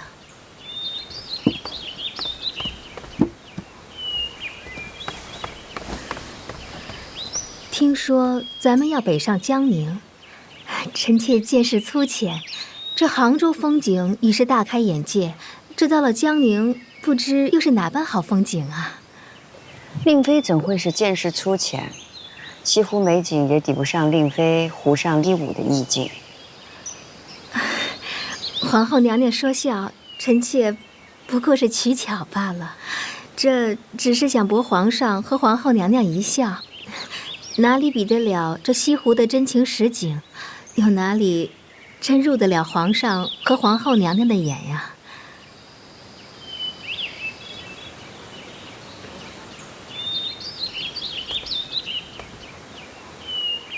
皇上，钦天监监正求见。钦天监骤然求见，所谓何事啊？想来是皇上恩泽江南，天象祥瑞啊。好，那就一同听听吧。带他上来。这。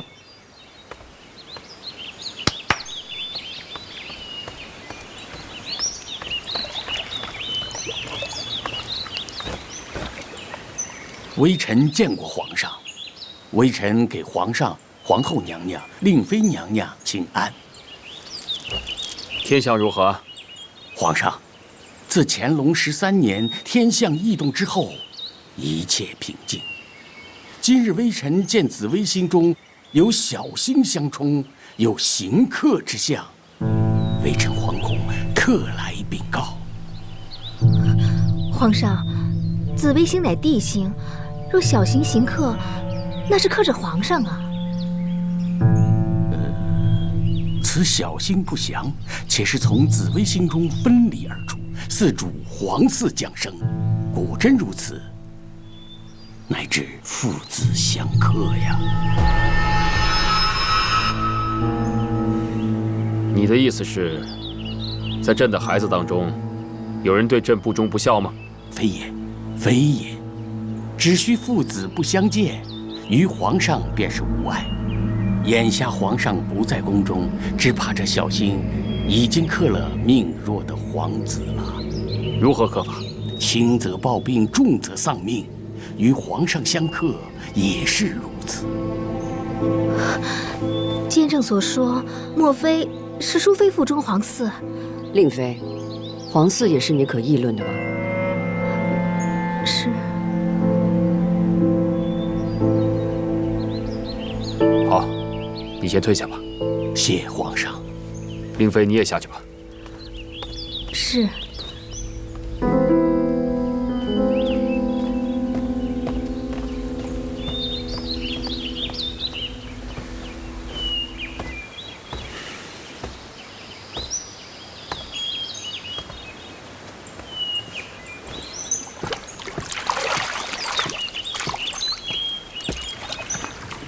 皇上，天象之说不可全信。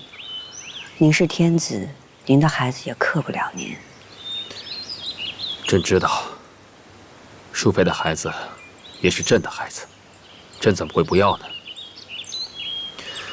你别想太多了，让江雨斌全心照顾好永琪还有淑妃便是。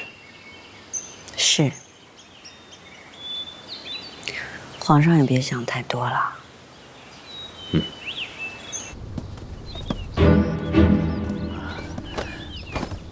请令妃娘娘安。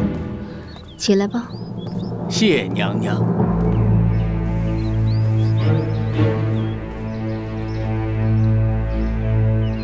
你今儿说的很好，得亏晋中找了你。自七阿哥和孝贤皇后离世，皇上啊极信天象。今日虽未表态，但必然皆怀。你若得力，本宫保你荣华无忧。那微臣便有赖令妃娘娘眷顾了。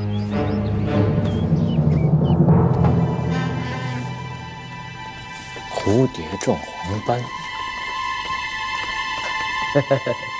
江大人，您赶路辛苦，这驿站简陋，小人给你准备些饭菜，您将就用下。行，放下你就出去吧。生蝴蝶状黄斑，您慢用。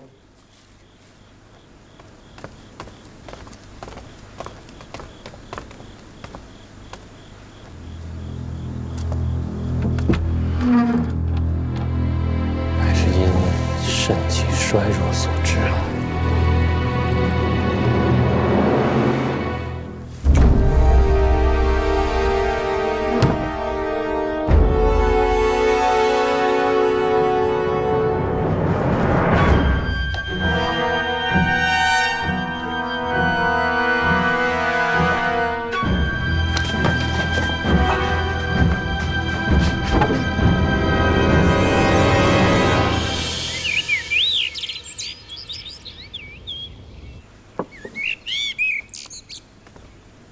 主儿，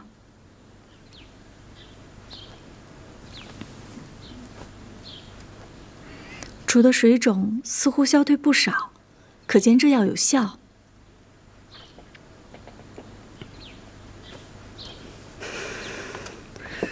太医，哎，微臣在。敢问本宫脸上这斑块可医得好吗？淑妃娘娘，此斑块因孕而生，微臣也无可奈何。退下吧。是。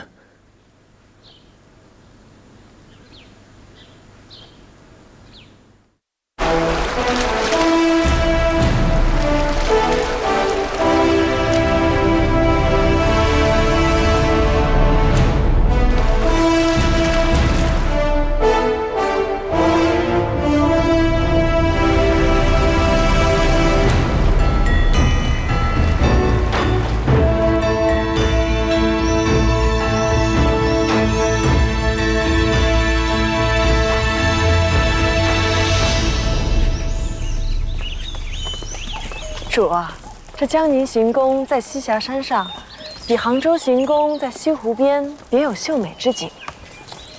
主啊，江宁制造送了好些名贵的锦缎过来，已经送到主儿的烟景阁了。江宁织造怎么想起送锦缎来了？皇上命江宁制造赶制太后60寿辰所用的布料。您也知道，这当官的多机灵啊，私下给宠妃啊都有消息。算他们懂事儿。林大人，请令妃娘娘安。自本宫晋封为妃，还未得林大人一句道贺。微臣贺过令妃娘娘。这句道贺是否真心？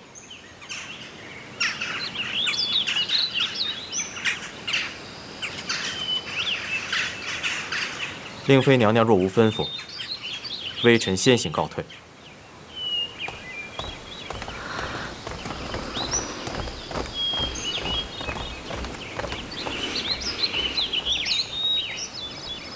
落轿。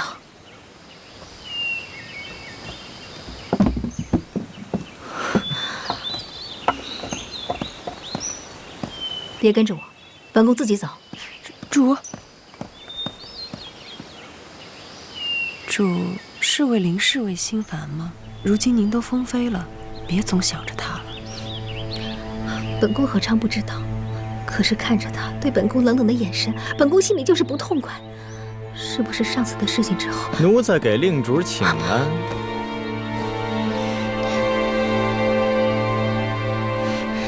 你怎么在这儿啊？奴才替皇上到庆平住传旨，远远的看见令主和林大人叙旧，不敢上前打扰，这不在这候着您呢吗？你看错了，本宫跟他叙什么旧？别瞒了，您和林云彻的旧情，奴才知道。看刚才的样子，怕您心里还惦念着他吧？本宫有什么好惦念他的？那就好。奴才是怕凌云彻对令主当日亲近皇上之事怀恨，他日日在皇上跟前当差，难保哪一日不会在皇上面前谗言。万全之策，还是除了他为妙。他不敢。瞧你，奴才才说了一句，您就急成了这样。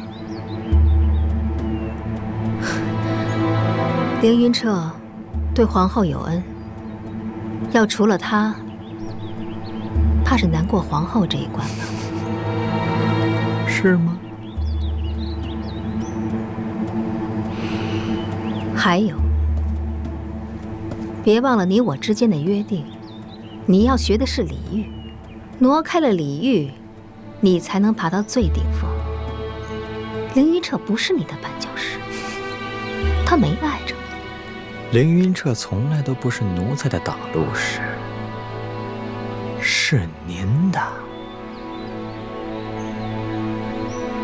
本宫，扎心窝子的刀啊，从来都不在敌人的手里，而是在您最亲近、最心爱的人那儿。凌云彻知道您太多秘密了，随便往皇上跟前说那么一两件儿，您还有活路吗？不，他不会的。他会不会您自个儿心里清楚。凌云彻已经不像从前那样待您，您可以为了荣华富贵不要他，他就不能为了荣华富贵出卖您？令主，您可想想，凌云彻可是皇后一手提拔起来的，您要争宠，迟早得和皇后撕破脸。到时候凌云彻把您一卖，您这半辈子的心血可就全白费了。您怕李煜等了奴才，他得皇上信任，又有皇后撑腰，要对付他也不急在一时。可凌云彻这个人，您要是心软，可就害死自个儿了。